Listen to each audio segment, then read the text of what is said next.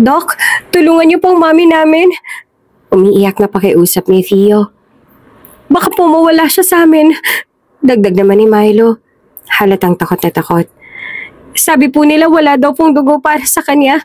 Kailangan niyo po ng dugo, Doc. Ayaw namin siya mawala. Natigilan si Eric. Ramdam niya ang desperasyon ng mga bata. Lalo na nang makita niya ang takot at lungkot sa kanilang mga mukha. Bumaba siya sa kanilang antas at tinapik ang balikat ni Theo. Gagawin namin ang lahat para tulungan ang mommy ninyo. Mahinahon ngunit mahina na sagot ni Eric. Pero kailangan namin makahanap ng dugo para sa kanya. Alam kong matapang kayo, kaya magtiwala kayo sa amin, ha? Pero bakit po ang tagal? Baka po mahuli na. Humihikbi si Milo, hinigpitan ang hawak sa coat ni Eric. Gusto pa namin siya makasama, Doc. Siya lang po ang meron kami. Hindi alam ni Eric kung bakit tila isang matalim na kutsilyo tumama sa kanyang puso.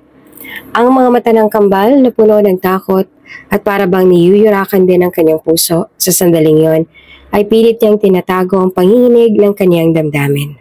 Makakahanap kami ng paraan. Ani at tumayo ng may determinasyon. Pangako ko sa inyo. Gagawin ko ang lahat na makakaya ko. Parang awa niyo na po, salinan niyo na po ng dugo ang mami namin para hindi na po siya mawala sa amin. Please po. Tumango si Eric sa mga ito. Gagawa ako ng paraan, pangako. Habang papalayo si Eric, iniwan niya ang kambal sa pangangalaga ng isang nurse. Hindi niya maiwasan ang mga katanungan sa kanyang isipan.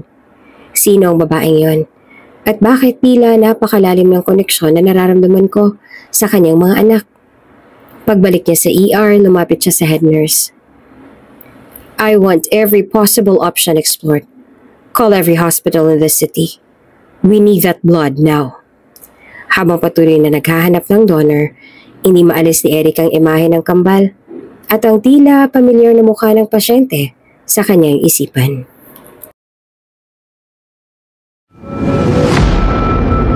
Kung bago ka pa lang sa channel na ito, Ate Jane TV, huwag kalimutang pindutin ang notification bell and subscribe button. Sana po hindi naman malaking abala sa inyo ang pagpindot ng subscribe button dahil ang kapalit po nito ay ang pagsuporta para makapag-produce ng mga libreng stories sa mga channels ni Ate Jane. Maraming salamat!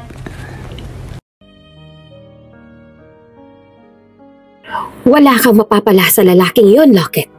Umayos ka nga. At iwalayin mo ng walang kwentang yon. Malakas sa sigaw ng ama ni Lockett na dahilan kaya napayuko na lamang siya. Pero mahal ko, si Eric, Dad, siya lang ang lalaking gusto kong makasama. Mahal? Madiin itong putol sa kanyang sinasabi. Naririnig mo ba ang sinasabi mo ngayon, ha, Lockett? Napapatawa ka ba talaga? You, the pride of Soldaga's lineage, have tainted our honor by choosing a man who is nothing more than a pathetic excuse for a human. How could you bring such shame to us? Halos atakehin sa puso ang kanyang ama sa labis na galit nang malaman nito ang tungkol sa relasyon nila ni Eric. Hindi niya alam kung paano nalaman ng kanyang mga magulang pero ang sigurado siya may nagsabi sa kanila. Bago pa man magsimula ang relasyon nila ni Eric, napag-usapan nila na itago ito sa lahat, lalong-lalo na sa kanyang pamilya. Dahil alam ni Lockett na hindi matatanggap ng kanyang mga magulang ang ganitong klaseng relasyon. Malapit na sanang magtatong taon ang kanilang relasyon. At sa mga nakaraang mga taon, naging maayos naman ang lahat. Naitago nila ng mabuti ang kanilang pagmamahalan. Hindi ni Lockett kayang ipagtapat ang relasyon nila ni Eric noon sa kanyang mga magulang. Dahil batid niyang magagalit sila at baka magdulot pa ito ng mas malalim na hidwaan sa kanilang pamilya. Ngunit sa kabila ng lahat ng pagsusumikap nilang magtago, sa huli nabunyag din ang kanilang lihim. Tunay nga ang kasabihan na kahit kailan ay walang lihim ang hindi nabubunyag. Dahil kahit anong pagtatago nila, nalaman pa rin nila ang totoo. Nalaman ng magulang niya ang relasyon niya kay Erickson Cooper, isang scholar at working student sa parehong university kung saan siya nag-aaral. At tulad nga ng kanyang inaasahan, hindi ito tinanggap ng kanyang mga magulang. Galit na galit sila at hindi maipaliwanag ng amang nararamdaman. Ang galit na may halong pagkabigo. Hindi nila matanggap na nagkaroon siya ng relasyon sa isang taong hindi nila itinuturing na karapat-dapat para sa kanya. Honey, calm down. Pagpapakalma ng kanyang ina sa daddy niya at hinagod ang balikat nito. Galit pa rin na umiling ang kanyang amang si Leon at saka masama siyang tiningnan. Sa tingin mo, ano na lang ang sasabihin ng mga tao kapag pumutok ang balitang to? Have you forgotten the legacy you carry and the respect our family deserves? Pumatak ang luha sa mga mata ni Lockett. Mahal ko siya, Dad. Wala akong pakialam sa sasabihin ng ibang tao tungkol sa amin.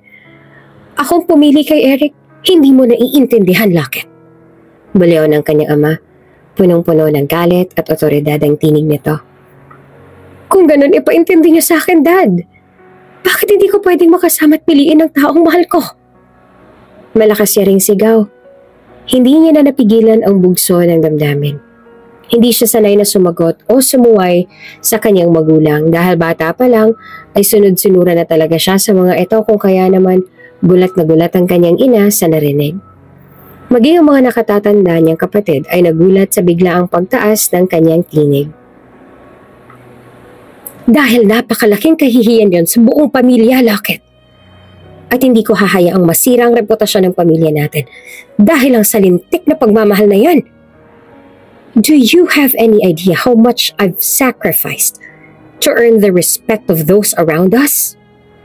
I will not stand by and watch you ruin it. I won't let you disgrace this family, Lockett. Matigas sa sagot ng kanyang ama. Tila lahat ng puot ay siniksik sa bawat salita nito. Napailing si Lockett habang tumutulo pa rin ang luha. Hindi niya maintindihan. Anong naging kasalanan niya? Nagmahal lang naman siya. Umibig lang naman siya sa isang lalaki hindi nila kauri o kasinyaman. Ngunit wala namang masama sa pagmamahal na yon, hindi ba?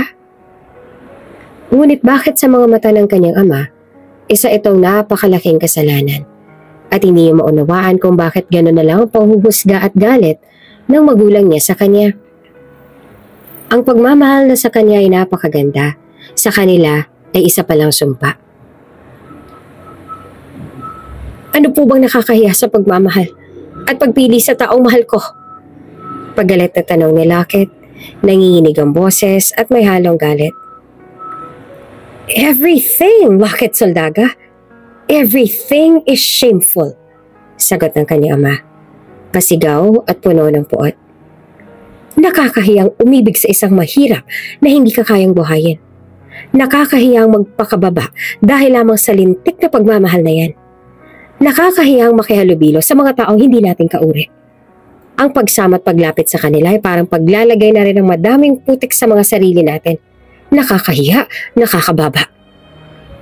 Tila bumagsak ang mundo ni Lockett sa bawat salitang binitiwan ng kanyang ama. Hindi siya makapaniwala na ganitong kababaw ang tingin nito sa mga tao, na ang yaman at estado sa buhay ang sukatan ng pagkatao. Pilit niyang iniintindi ang galit ng kanyang ama. Ngunit sa kabila ng lahat, hindi niya matanggap na ang pagmamahal ay itinuturing nitong isang kahihiyan. Sa halip na sumagot, napaiyak na lamang si Lockett. Hindi dahil sa takot, kundi sa sakit na nararamdaman niya mula sa sariling ama. Paano naging kasalanan ng magmahal? Paano naging kahihiyan ng paglalaban para sa taong mahal niya? Bakit? Bata ka pa. Untag naman ang kanyang ina. Halata sa boses nito ang pagsuyo, ngunit mababakas din sa mga matang magkahalong awa at galit. May makikilala ka pang iba. Hindi lang si Eric ang lalaki sa mundo. Pero siya lang po ang mahal ko. Mabait at masipag naman si Eric. Hindi siya gaya ng iba. Sagot ni Lockett. Halos pabulong dahil sa panginginig ng kanyang boses. Mawawala rin yan. Walang pagmamahal ang nagtatagal, Lockett. Balang araw, maiintindihan mo rin kung anong pinupunto namin ng ama mo. Tugon naman ang kanyang ina na tila ba minamaliit ang nararamdaman niya. Umiling si Lockett, hindi makapaniwala sa mga naririnig. Pati ba naman ikaw, ma'am? Akala ko naiintindihan mo ako. Hindi siyang nababagay sa'yo, Lockett. Marami pang iba riyan. Mas karapat dapat para sa'yo. At higit sa lahat, mas mayaman. Yung kayang abutin ng estado natin sa buhay. Diretsong sagot ng kanyang ina na para bang iyon ang pinakamakatwilang bagay sa mundo. Ramdam ni Lockett ang tila pagkapunit ng kanyang puso. Parang pinana siya ng paulit-ulit dahil sa sinabi ng kanyang ina. Napakagat siya sa labi bago nagtanong. Nanginginig ang boses.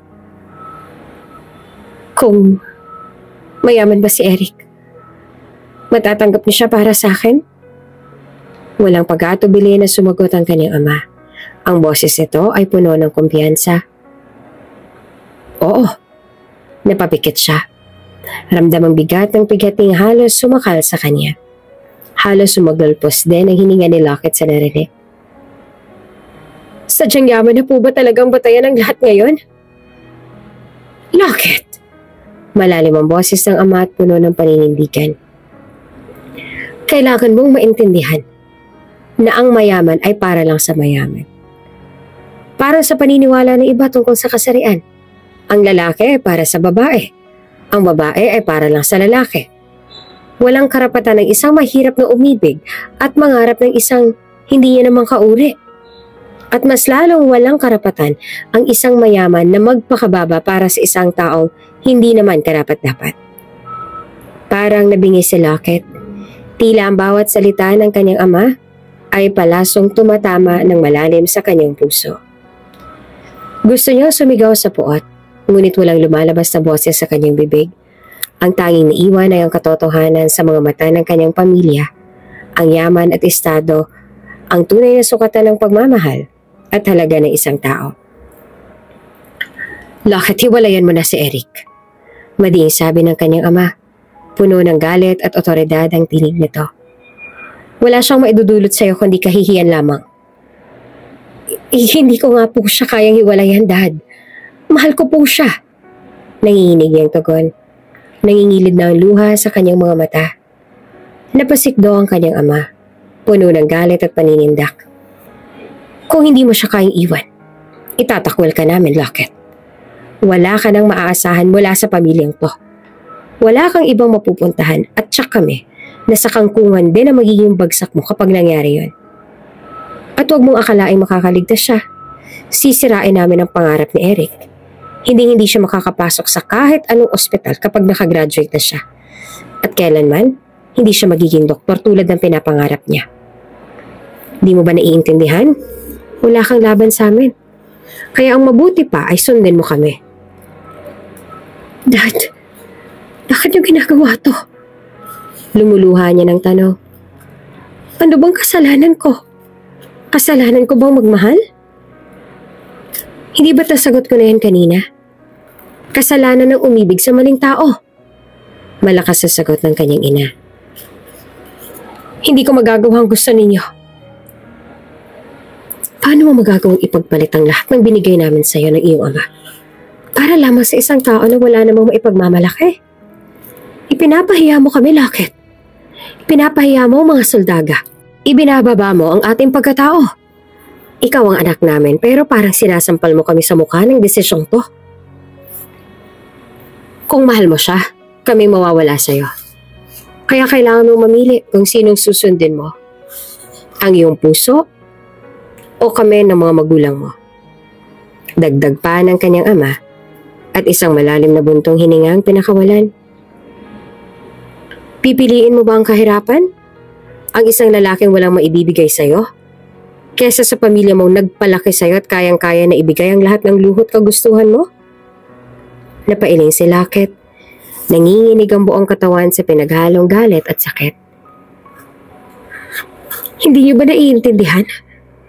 Hindi tungkol sa pera o estado ang pagmamahal ko sa kanya. Mahal ko si Eric. Dahil siya ang taong nagpapasaya sa akin. Ang taong nagturo sa akin kung paano magmahal ng totoo. Walang halagang pagmamahal na yan, Lockett. Sigaw ng kanyang ama. Mas tumindi pa ang galit ngayon sa mga mata nito. Ang importante ay ang reputasyon ng pamilya natin. Hiwalayan mo siya. O pareho kayong wawasakin namin. Nanlamig si Lockett sa bintana ng kanyang ama. Ang mga salitang yon ay parang pako na bumuon sa kanyang puso. Alam niyang seryoso ang mga ito Alam niyang kaya ng kanyang pamilya ang lahat ng banta nila, lalong-lalo na kay Eric. Ngunit paano niya iiwan ang taong mahal niya? Paano niya ipapagkanulo ang sariling damdamin? Hindi ko pa talaga kayang gawin yan. Mahinang sambit niya, ngunit puno ng paninindigan. Kung itatakwil niyo ako dahil lang sa pagmamahal ko, tatanggapin ko na lang po. Kung ganyan ang desisyon mo, wala ka ng lugar sa pamilyang to. Malamig na wika ng kanyang ama bago tumayo at tinalikuran siya. Pakiramdam ni Lockett ay tuluyang gumuho ang mundo niya. Ang pamilyang akala niyang kakampi niya ay siya palang hahadlang sa kaligayahan niya.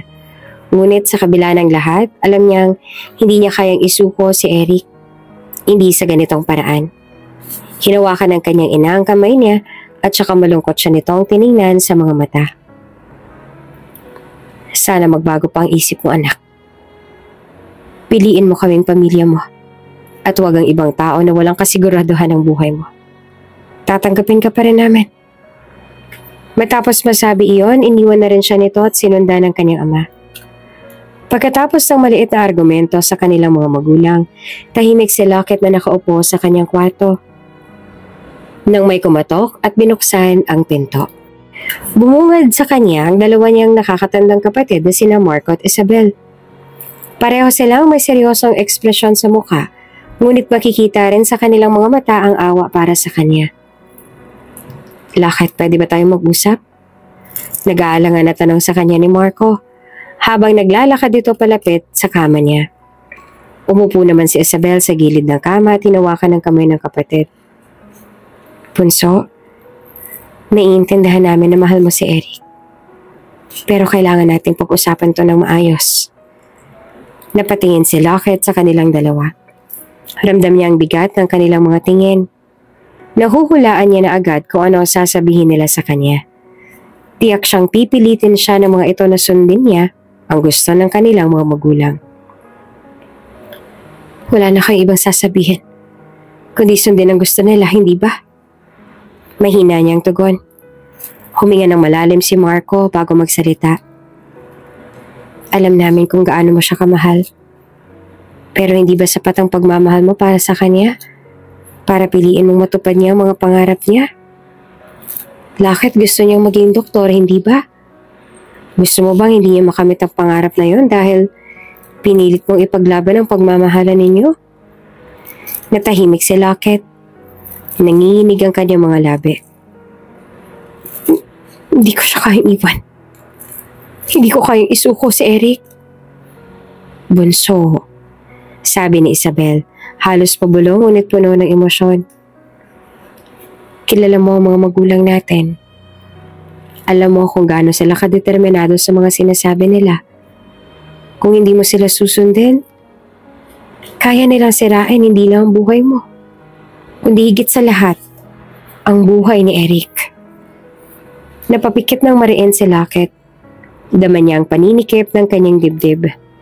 Kilala niya ang magulang nila at alam niya rin na lahat ay magagawa nila kung gugustuhin nilang gawin at ang pagsira sa buhay at kinabukasan ni Eric ay hindi mahirap na gawin para sa kanila. Nararamdaman niyang tumulo ang luha sa kanyang mga pisngi. Alam naming hindi ito madali, Lockett. Patuloy pa ni Marco. Pero kailangan mong maging praktikal. Kung talagang mahal mo si Eric, hindi ba mas mabuting piliin mong iligtas siya sa galit nila? Huwag mo hayaang masira ang buhay at ang kinabukasan niya. Alam mo kaya nilang gawin yun at wala tayong laban sa kanila. Tama si Kuya Marco. Dagdag ni Isabel. Masakit. Pero minsan kailangan nating magsakripisyo para sa mga taong mahal natin. Hindi mo man siya makakasama ngayon pero mapapanatili mo siyang ligtas at maayos ang kinabukasan niya. Halos hindi na makapagsalita si Lockett dahil sa bigat ng damdamin. Niyakap siya ng kanyang mga kapatid, ngunit ang yakap na iyon ay hindi nagbigay ng kahit anong ginhawa. Ang bawat salita nila ay parang punyal na tumama sa kanyang puso. Pag-isipan mo ng mabuti, Lockett, sabi ni Marco. Kung talagang mahal mo si Eric, minsan, ang pag-ibig ay kailangan ding magsakripisyo. Hindi agad siya nakasagot. Nanatili lang siya sa yakap nila. Naghahanap siya ng kaunting ginawa mula sa sakit. Para siyang isang batang naghahanap ng kahit isang kakape man lamang. Pagkatapos ng ilang minutong katahimikan, muli nagsalita si Isabel habang nakaupo sa tabi ni Lockett.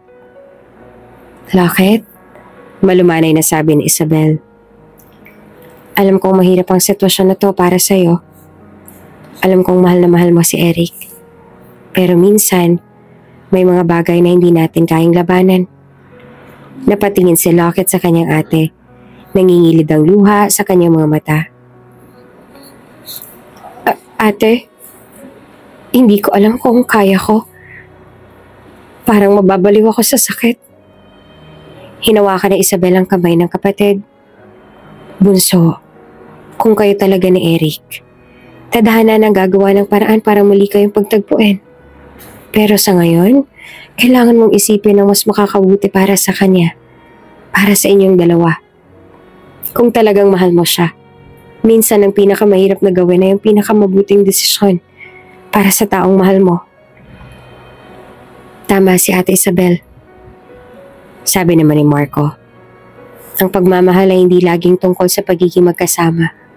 Minsan, ang tunay na pagmamahal ay ang pagsasakripisyo ng sarili para sa ikabubuti ng mahal mo.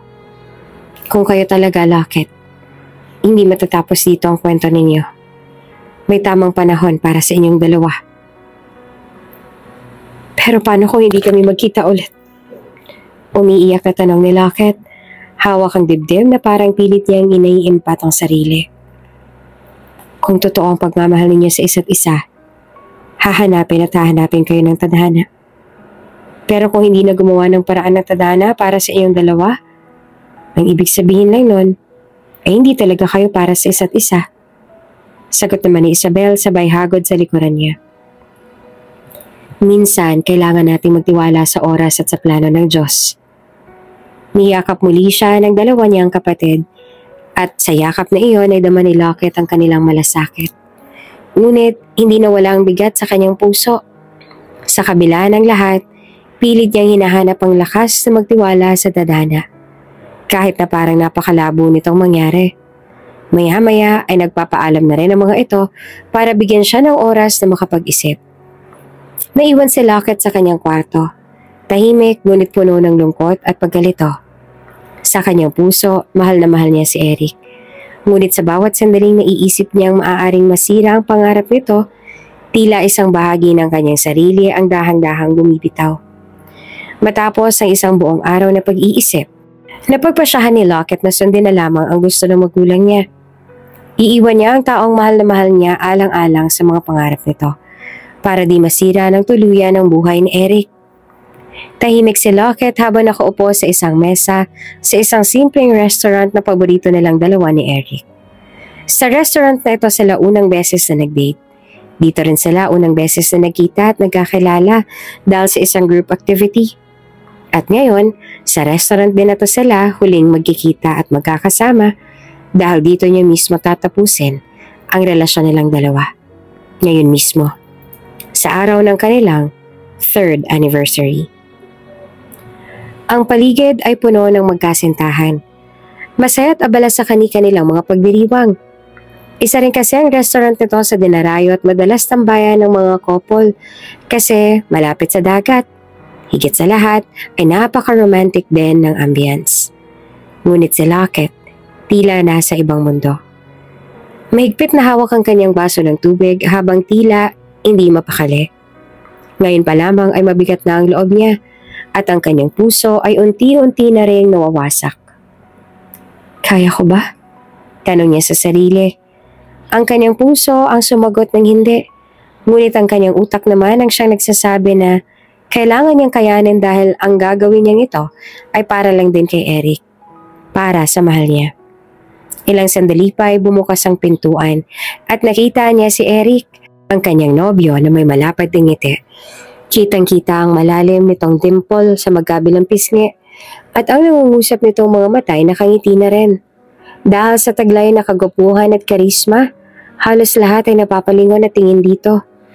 Nakasuot pa ito ng uniforme. Isa rin kasi itong working student kaya madalas ay wala itong oras sa mga bagay-bagay. Sadyang naglalaan lang talaga ito ng oras para sa kanya dahil ayaw ni Eric na maramdaman niyang hindi siya mahalaga para dito. Bahagyang pawis din ito ngunit hindi maitatanggi ang saya sa mukha nito habang may hawak na bouquet ng mga pulang rosas na regalo para sa kanya. Agad itong lumapit kay Lockett. Happy anniversary, mahal! Malambing na bati ni Eric. Puno ng ngiti ang mukha habang iniaabot ang bulaklak sa kanya. Tensya na, natagalan ako. May ginawa lang ako sa trabaho. Naghintay ka ba ng matagal? Sorry talaga, mahal. Promise, babawi ako sa'yo. Umupo si Eric sa tapat niya. Naroon pa rin ang ngiti na tila hindi matitinag. Habang si Lockett ay nananatiling walang emosyon ng mukha, ngunit sa loob-loob niya ay durog na ang kanyang puso. Maya-maya lang ay hindi niya na makita ang kislap sa mga mata nito at ang ngiti sa mga labi nito ay nawawala. Napapalitan ng sakit dahil sa kanyang gagawin. Happy anniversary, mahal ko. Grabe, hindi ako makapaniwala na 3 taon na pala tayo. Parang kailan lang, ano? Pangharap lang kita. Alam mo ba kung gaano ako kasaya na kasama kita ngayon? Hindi ko alam kung anong ginawa ko para magkaroon ng isang tulad mo sa buhay ko. Mahal na mahal kita, Lockett. Narinig ni Lockett ang bawat salitang yon. Ngunit parang tumagos lang ito sa kanyang puso na nagdurugo na. Hindi niya na kayang itago ang bigat sa kanyang dibdib. Huminga siya ng malalim. Tumingin kay Eric at saka nagsalita. Maghiwalay na tayo. Diretsong sabi niya. Ngunit halos mabasag ang boses niya. Natigilan si Eric. Tila hindi makapaniwala sa narinig. Ano? Tanong nito halatang naguguluhan. Anong ibig mong sabihin, Lockett? Hindi siya makatingin ng diretso sa mga mata nito. Nagsawa na ako, Eric. Isang araw pagising ko, hindi na kita mahal. Nagbibiro ka ba? Hindi ako nagbibiro. Gusto ko maghiwalay na tayo. Gusto ko matapos na to. Halos hindi makapagsalita si Eric, ngunit bakas ang sakit at galit sa kanyang boses. Ganun lang? Ganun lang kadali ang lahat sa'yo? Ilang taon tayong magkasama, tapos sasabihin mo lang na nagsawa ka? Wala na? Pasensya na. Bulong ni Lockett. Pilit pinipigil ang kanyang mga luha. Alam niyang hindi kayang sabihin ang totoo. Na ginagawa niya ito para protektahan si Eric mula sa kanyang pamilya. Pasensya? Yun lang ang masasabi mo? Napahawak si Eric sa noo. Halatang nahihirapang intindihin ang sitwasyon. Alam mo ba kung gaano ko pinagsikapan ng lahat? Kung gaano kong inalagaan ang relasyon natin tapos ganito lang? Walang masabi si Lockett. Tumayo si Eric hawak ang mga rosas na dinala niya. Ngunit ngayon ay parang wala nang saysay ang lahat. Tiningnan siya nito at puno ng sakit ang mga mata. Tumayo na rin siya. Mariin muna siyang lumunok para hindi manginig ang kanyang boses. Hindi sa ganon, Eric. Alam mo nang minahal din kita. Pero ano? Ngayon hindi na dahil nagsawa ka na? Sabihin mo nga sa akin. Ano naging kasalanan ko sa'yo, Lockett? Durog na durog ang tinig nito. Wala kang kasalanan, Eric. Ako ang may kasalanan. Nagsawa ako eh. Kung nagsawa ka, magagawan pa naman natin ng paraan, hindi ba? Maisasalba pa naman natin ang relasyon na to. Mahal na mahal kita, Lockett. At hindi ko kayang mawala ka sa akin. Umiling siya. I'm sorry, Eric. May iba pa bang dahilan? Meron, hindi ba? May iba pang dahilan kaya gusto mo na akong hiwalayan? Tama ba ako? May iba ka na ba? Mas lalong nadurog ang tinig nito. Wala akong iba. Hindi ako naghanap ng iba. Tumingin siya ng diretso sa mga mata nito. Sadyang napagtanto ko lamang na masyado pa tayong mga bata para umikot ang buhay natin sa isa't isa. Pareho tayo may mga pangarap, na gusto pa nating matupad. Ikaw, gusto mo pang maging isang magaling na doktor? Habang ako ay gusto ko pang tumayo sa sarili kong mga paa na walang tulong ng magulang ko. Alam mo naman kung gaano kong kagusto na makalaya mula sa kanila, hindi ba? Lumapit si Eric. Halos magmakaawa. Ang boses nito ay naglalaman ng sakit at desperasyon. Lakit, mahal na mahal kita. Huwag mo kong iiwan. Gagawin ko ang lahat kahit ano sabihin mo lang. Pero huwag mo akong tatalikuran, hindi ko kaya. Tumulong luha ni Lockett ngunit umiwas siya ng tingin. Eric, wala ka na magagawa. Tapos na tayo. Please, tanggapin mo na. Lockett. Muling nakiusap si Eric. Halos bumagsak na ang boses at balikat nito sa pagmamakaawa. Pakiusap kung may pagmamahal ka pa sa akin. Kahit katiting na pagmamahal na lang, huwag mo akong iwan. Ngunit nanatili si Lockett sa kanyang desisyon.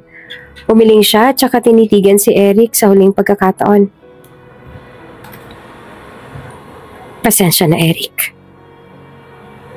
Paalam. At sa kabila ng mga hiling at pakiusap ni Eric, lumakad palayo si Lockett. Naiwan si Eric sa gitna ng restaurant.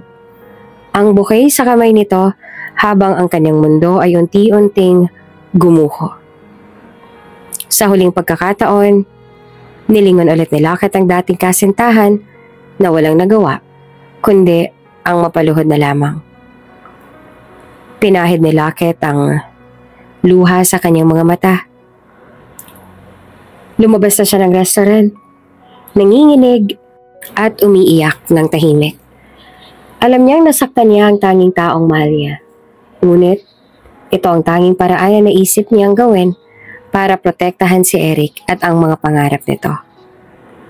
Pag-uwi ni Lockett mula sa restaurant, dumiretso siya sa sala kung saan naroon ang kanyang mga magulang. Kapansin-pansin ang kasiyahan sa kanilang mga mukha nang makita siya. Para bang inaasahan na nila ang sagot na dala niya. Ngunit ang bigat sa kanyang dibdib ay hindi maikubli. Hiniwalayin ko na siya. Malamig niyang sambit habang nakatayo sa harapan ng kanyang ama't ina. Masaya na ba kayo? Napangiti ang kanyang ama. Ang kanyang ina naman ay tumango. Halatang may bahid ng kaunting awa, ngunit mas nangingibabaw ang kasiyahan. Mabuti naman kung ganon, anak, sabi ng kanyang ama.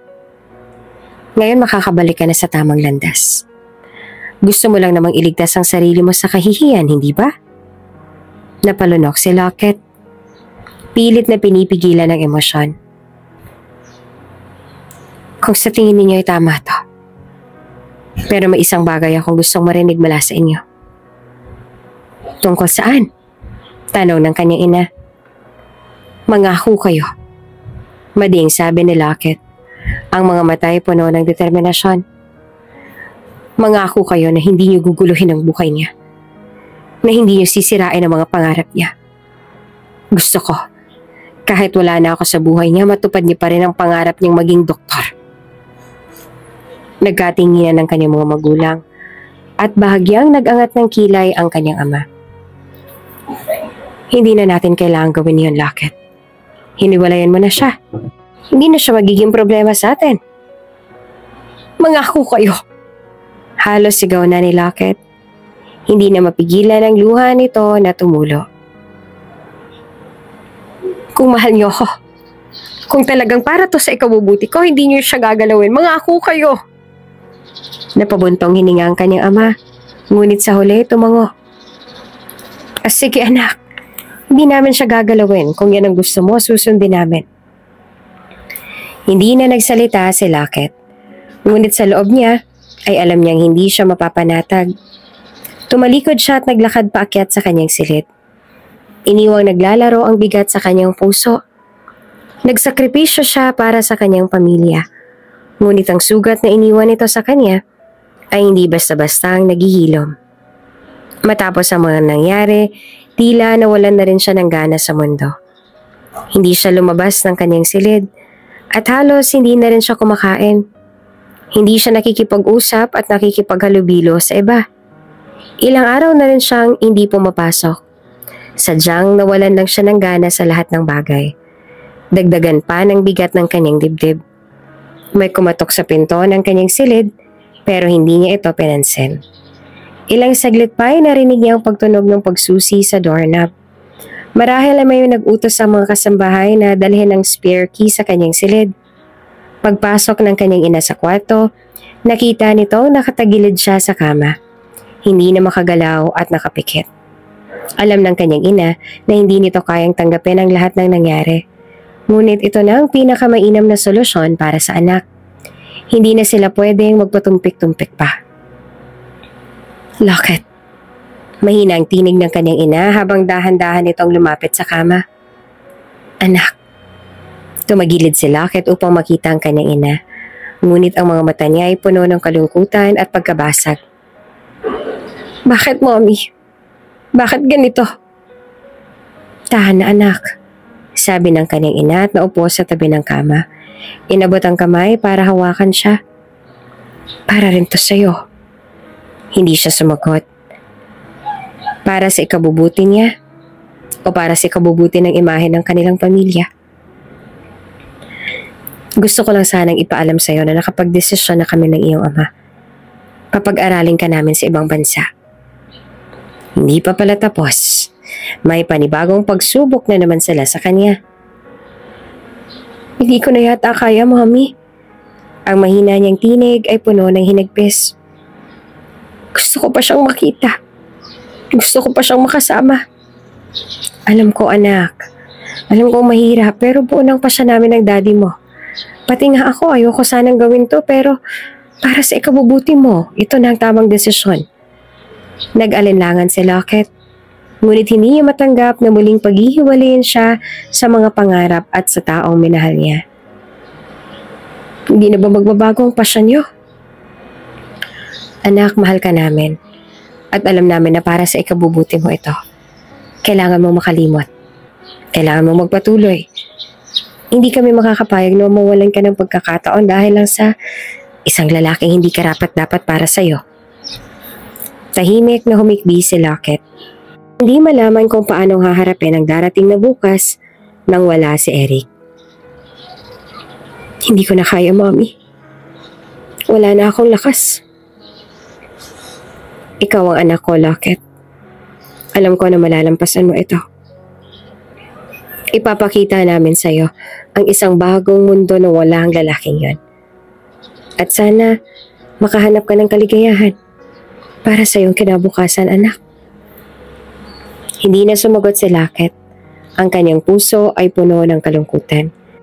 Ang bigat na hindi kayang ilabas sa salita. Sa kabila ng mga pangako ng kanyang magulang, hindi niya pa rin magawang tanggapin ang kalupitan ng mundo na pilit nilang ipinipilit sa kanya. Katulad nga ng plano nila, dinala siya ng mga ito sa ibang bansa. Hindi man lang siya nagkaroon ng pagkakataon na makita ang muli si Erickson bago sana siya umalis. Nang umalis siya ng bansa, pakiramdam ni Lockett ay naiwan ang kanyang puso sa Pilipinas at ang sakit na nadarama niya ay halos hindi niya maipaliwanag. Pagod at tila lutang si Lockett habang naglalakad sa kanyang kondo sa Spain. Dito siya dinala ng kanyang mga magulang para dito na ituloy ang kanyang pag-aaral. Ramdam niya ang bigat ng bawat hakbang. Parang mas matindi ang pagod na nararamdaman niya kaysa dati. Ngunit hindi niya na lang iyon masyadong pinansin. Inisip niyang baka dahil lang yan sa stress o kakulangan sa tulog. Habang nasa kalagitnaan ng paglalakad, bigla na lang siyang nakaramdam ng pagkahilo. Napahawak siya sa pader para hindi bumagsak. Kasabay ng pagkahilo ang biglaang pagduduwal kaya napilitan siyang tumakbo papunta sa banyo. Nagsuka siya ng husto at doon niya napagtanto na ibang pakiramdam ng katawan niya nitong mga nakaraang araw. Kinabukasan nagpa siyang magpa-check up. Ayaw niyang baliwalain ang nararamdaman dahil hindi normal ang ganitong kalagayan niya. Pagpasok niya sa clinic, sinalubong siya ng receptionist at pina-fill up ng form. Pagkalipas ng ilang sandali, tinawag na siya ng doktor. Matapos ang ilang pagsusuri at tanong, napansin ng doktor ang ilang sintomas niya. Pagkahilo, pagsusuka, at pagkakaroon ng maselang sikmura. Miss Lockett, Wika ng doktor habang tinitingnan ang resulta ng kanyang test. Congratulations, you're 4 weeks pregnant. Natigilan si Lockett. Hindi siya makapagsalita. Parang biglang tumigil ang oras sa mga salitang yon. Anong sabi niyo, Doc? Tanong niya gamit ang wikang Spanish. Halos hindi makapaniwala. You're pregnant. Ulit ng doktor nang may ngiti. Nagpaliwanag din ito sa parehong lengguwaheng ginamit niya.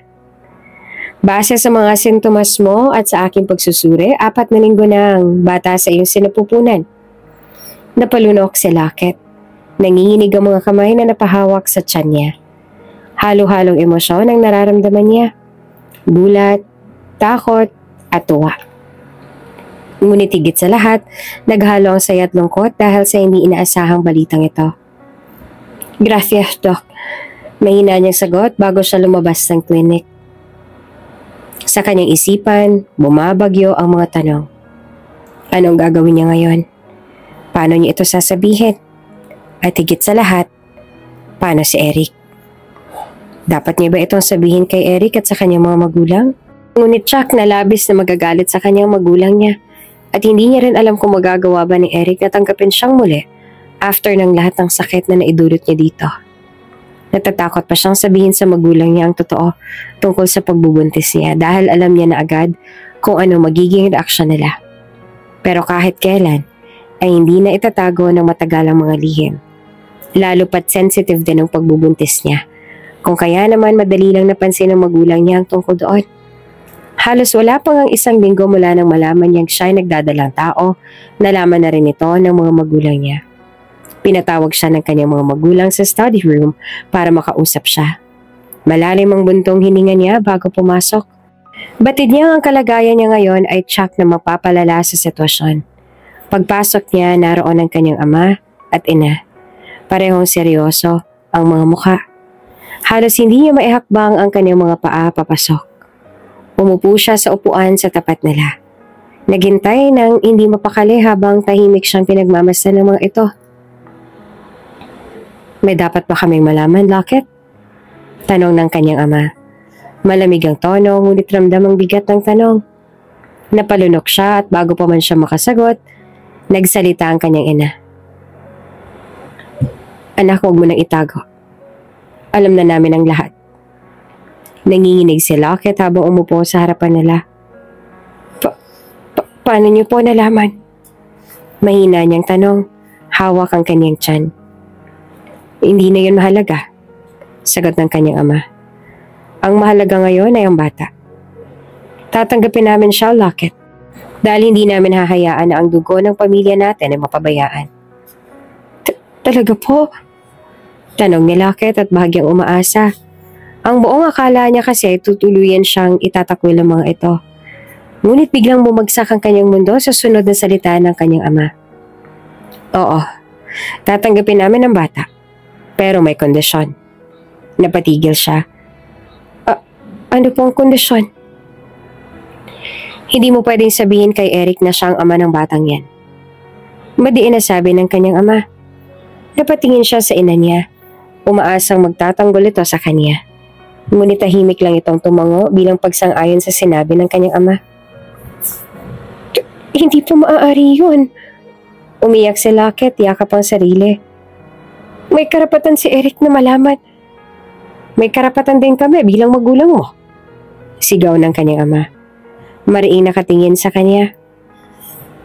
Kung sasabihin mo sa kanya, sisiguraduhin kong hindi niya makakamit ang pangarap niya maging doktor. Sisirain ko ang buhay niya, Lockett. Tandaan mo yan. Napatigil siya sa sinabi ng ama. Nagpatuloy ito. Kung talagang mahal mo siya, ilayo mo siya sa gulo. Pabayaan mo siyang abutin ang mga pangarap niya nang hindi nalalaman ang tungkol sa bata. At huwag mong subukang suwayin kami. Ayokong ulitin ito, Lockett. Tumayo ang kanyang ama at lumabas ang kwarto.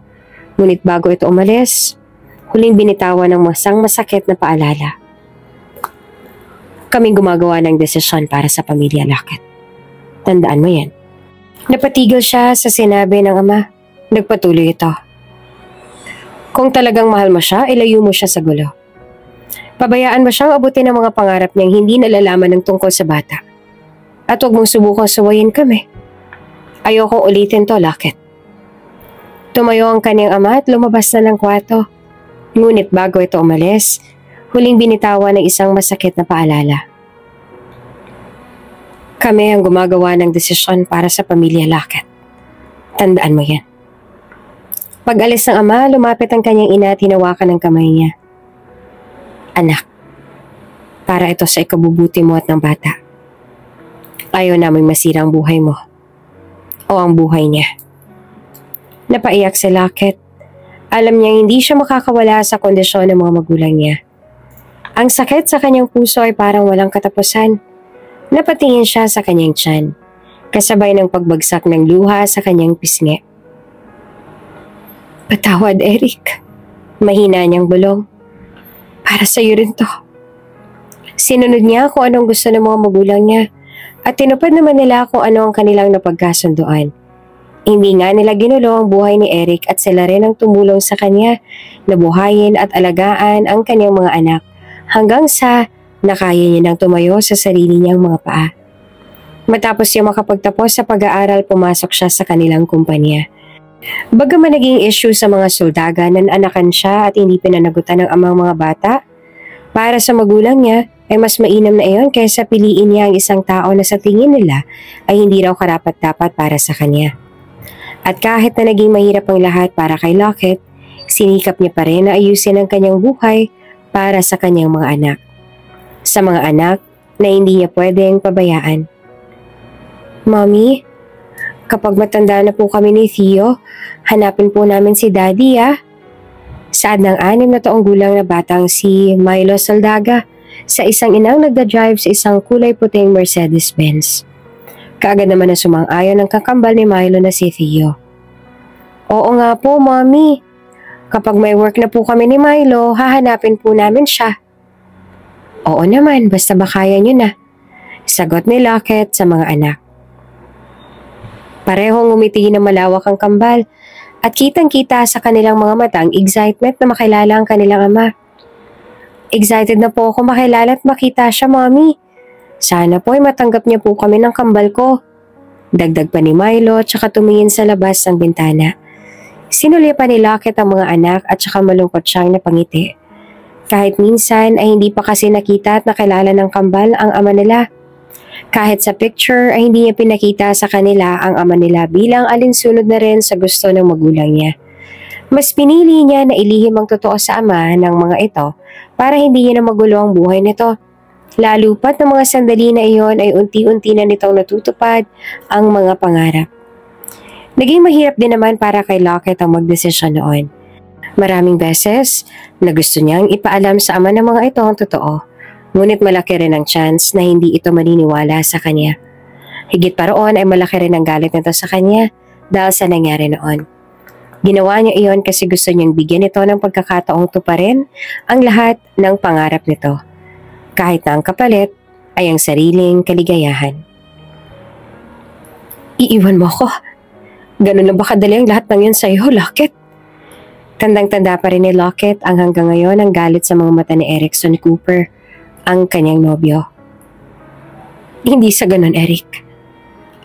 Alam mong mahal kita. Ngunit masyado pa tayong mga bata. Pareho tayo may mga pangarap na gusto pa nating matupad. Ikaw, gusto mo pang maging isang magaling na doktor.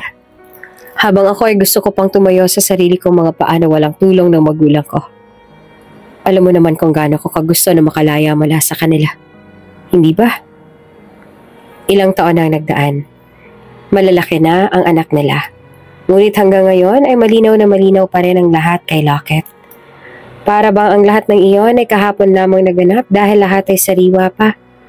Malinaw pa rin sa kanyang alaala.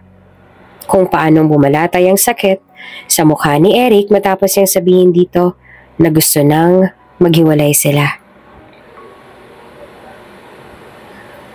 Nangako siya sa magulang niyang hindi niya kailanman ipapaalam sa ama ng mga bata ang tungkol sa kanila.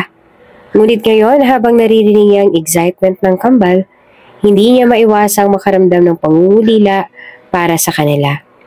Nais niyang mabigyan ng katuparan ng pangarap nilang makilala ang ama. Ngunit paano kung hindi ito maging kasing saya ng inaasahan nila? Mommy, bakit po ba hindi siya kasama natin? Ayaw po ba niya sa amin? Malungkot na tanong ni Milo. Anak, hindi ganon. Hindi ko lang nasabi sa kanya noon na nagkaroon kami ng anak. Pero hindi ibig sabihin na hindi ka kayo gugustuhin. Maingat na paliwanag ni Lockett. Pilit na itinatago ang emosyon sa kanyang boses. Kapag malaki na kami, Mommy, promise hahanapin namin siya. Gusto namin siya makita at makasama para maging isa na po tayong one big happy family. Git ni Theo na mas determinado na ngayon. Opo, Mommy, gusto namin buo tayo. Dagdag pa ni Milo habang hinahawakan ng kamay ng kakambal. Ngumiti naman si Lockett kahit mabigat ang kanyang dibdib. Buo. Paano nga ba mabubuo ang kanilang pamilya kung hindi niya alam kung matatanggap ba ng ama ng kambal ang lahat? Ngunit para sa mga anak, alam niyang gagawin niya ang lahat.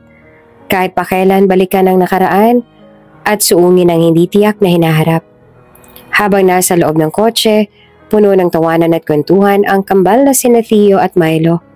Hawak niya ang isang drawing na ginawa nila para sa kanilang ina na may nakasulat na, "Mahal ka namin, Mommy. Sana makilala na namin si Daddy." Oops! May break muna. Gusto mo bang ma-shoutout dito sa channel ni Ate Jane? Mag-comment lang ng lesson you learned from the latest story uploaded. Dahil pipili kami ng isang best comment of the day para i-shoutout sa susunod na upload. Kaya huwag kalimutang mag-iwan ng lesson you learned after you watch this video. Maraming salamat! Shoutout nga pala kay Concepcion San Antonio from Hong Kong. Maraming salamat sa pakikinig. Hanggang sa muli. Mommy? Tawag ni Theo. Nangingiti habang hawak ang papel. Pag nakita na namin si Daddy, bibigyan namin siya ng ganito. Tingin mo matutuwa siya? Ngumiti si Lockett, bahagyang tumingin sa kambal mula sa rearview mirror habang nagmamaneho. Oo naman anak, sigurado ako matutuwa siya kapag nakita niya yan. Napakakabait at malilikot niyo kaya. Excited na po talaga ako. Dagdag pa ni Milo, tumingin sa labas ng bintana. Sana po soon, Mommy. Gusto ko na siyang makilala. Natatawa na tumugon si Lockett. Balang araw anak, balang araw. Ngunit biglang nagbago ang lahat. Habang tinatahak ang kalsada, napansin ni Lockett ang paparating na truck sa kabilang lane. Napabilis ito at tila nawala ng kontrol. Sa isang iglap, nagulat siya nang makita nitong dumiretso ang truck sa direksyon nila. Diyos ko! Bulalas niya at sinubukang umiwas. Ngunit huli na ang lahat. Mommy! Sigaw ng kambal nang maramdaman ng matinding pagpreno at ang biglaang pagliko ng kotse. Hinawakan ni Lockett ang mga anak sa likuran. Pilit silang inabot kahit hirap na sa pagmamaneho. Humawa kayo ng mabuti! Sigaw niya. Nanginginig ang boses habang pilit silang pinoprotektahan. Sa isang nakabibinging tunog, bumangga ang truck sa gilid ng kotse. Umikot ang sasakyan at tumigil sa gitna ng kalsada. Basag ang mga salamin. Wasak ang unahan ng kotse. Pilit na binuksan ni Lockett ang mga mata. Masakit ang buong katawan niya. Ngunit ang tanging nasa isip niya ay ang kambal. Milo, Theo, bulong niya. Pilit na inabot ang anak na nasa likod. Mommy, mahina't umiiyak na sagot ni Milo habang yakap si Theo. Nasaktan ka po ba? Hindi anak. Ang mahalaga ligtas kayo. Sagot ni Lockett kahit ramdam ang pag-agos ng dugo mula sa kanyang ulo. Sa kabila ng sakit at takot, pilit niyang niyakap ang kambal. Hinawakan niya ang kamay ng mga ito. Tahimik na nananalangin na sana ay ligtas sila sa kabila ng trahedya. Ngunit tila ba wala rin sa sarili ang driver ng truck. Muli nitong inararo ang kotse nila hanggang sa tuluyan ng tumaob at si Lockett ang pinakanapinsala dahil ginawa niya ang lahat para magprotektahan ng mga anak niya. Ilang sandali pa, narinig na lamang niya ang tunog ng sirena ng ambulansya papalapit sa kanila. Ngunit bago pa siya tuluyang mawala ng malay, isang bulong ang narinig ng kambal mula sa kanilang ina. Huwag kayong mag-alala. Mahal ko kayo. Hindi ko kayo pababayaan. Sa isang tahimik na ospital, biglang nagkaroon ng kaguluhan. 3 stretcher ang mabilis na tinulak ng mga medical staff papasok sa emergency room. Ang una, si Lockett. Halos hindi na makilala ang mukha dahil sa dami ng sugat at dugo. Ang pangalawa at pangatlo, ang kambal na sina Theo at Milo. Umiiyak, ngunit mas kaunti ang tinamo nilang pensala. Critical condition ng babae. Sigaw ng isang nurse habang sinusuri ang mga vital signs ng babaeng pasyente. Severe trauma sa ulo, multiple fractures, possible internal bleeding. Mga bata, mild injuries pero kailangan pa rin i-assess. Dagdag pa ng isa. Sa gitna ng kaguluhan, pumasok si Dr. Eric, ang resident trauma surgeon. Suot ang kanyang scrub suit. Hindi niya alam na ang pasyenteng inaasikaso niya ay si Lockett, ang babaeng minahal niya noon. Anong status? Tanong ni Eric habang sinusura ang clipboard ng medical history ng pasyenteng babae. Severe ang lagay ng babae, Doc. Sagot ng nurse. May signs of hemorrhage. Kailangan siyang ma-stabilize agad. Tumigil si Eric nang makita ang pasyente. Napatigil siya at halos bumagal ang mundo. Paanong tila napaka-familiar sa kanya ng babae? Doc, anong gagawin natin? Tanong ng isang nurse. Pinipilit siyang ibalik sa kasalukuyan. Agad niya inalis ang emosyon mula sa kanyang muka. Pilit na naging profesional. Start an IV line.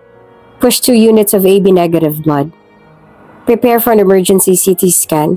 Kailangan nating malaman kung may brain swelling or internal bleeding. Habang sinisigurado ni Eric na maayos ang paglagay ng oxygen mask sa pasyente, biglang napansin niyang kumikilos ang kamay nito. Mahina, pero may iniabot na tila pilit na isinasabi. Shh! Huwag ka magsalita. Bulong ni Eric. Ligtas ka dito. Hindi ko hahayaan na mawala ka.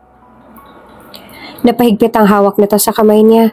Ngunit hindi na ito muling nakapagsalita. Vitals are dropping, Doc. Sigaw ng isa pang nurse.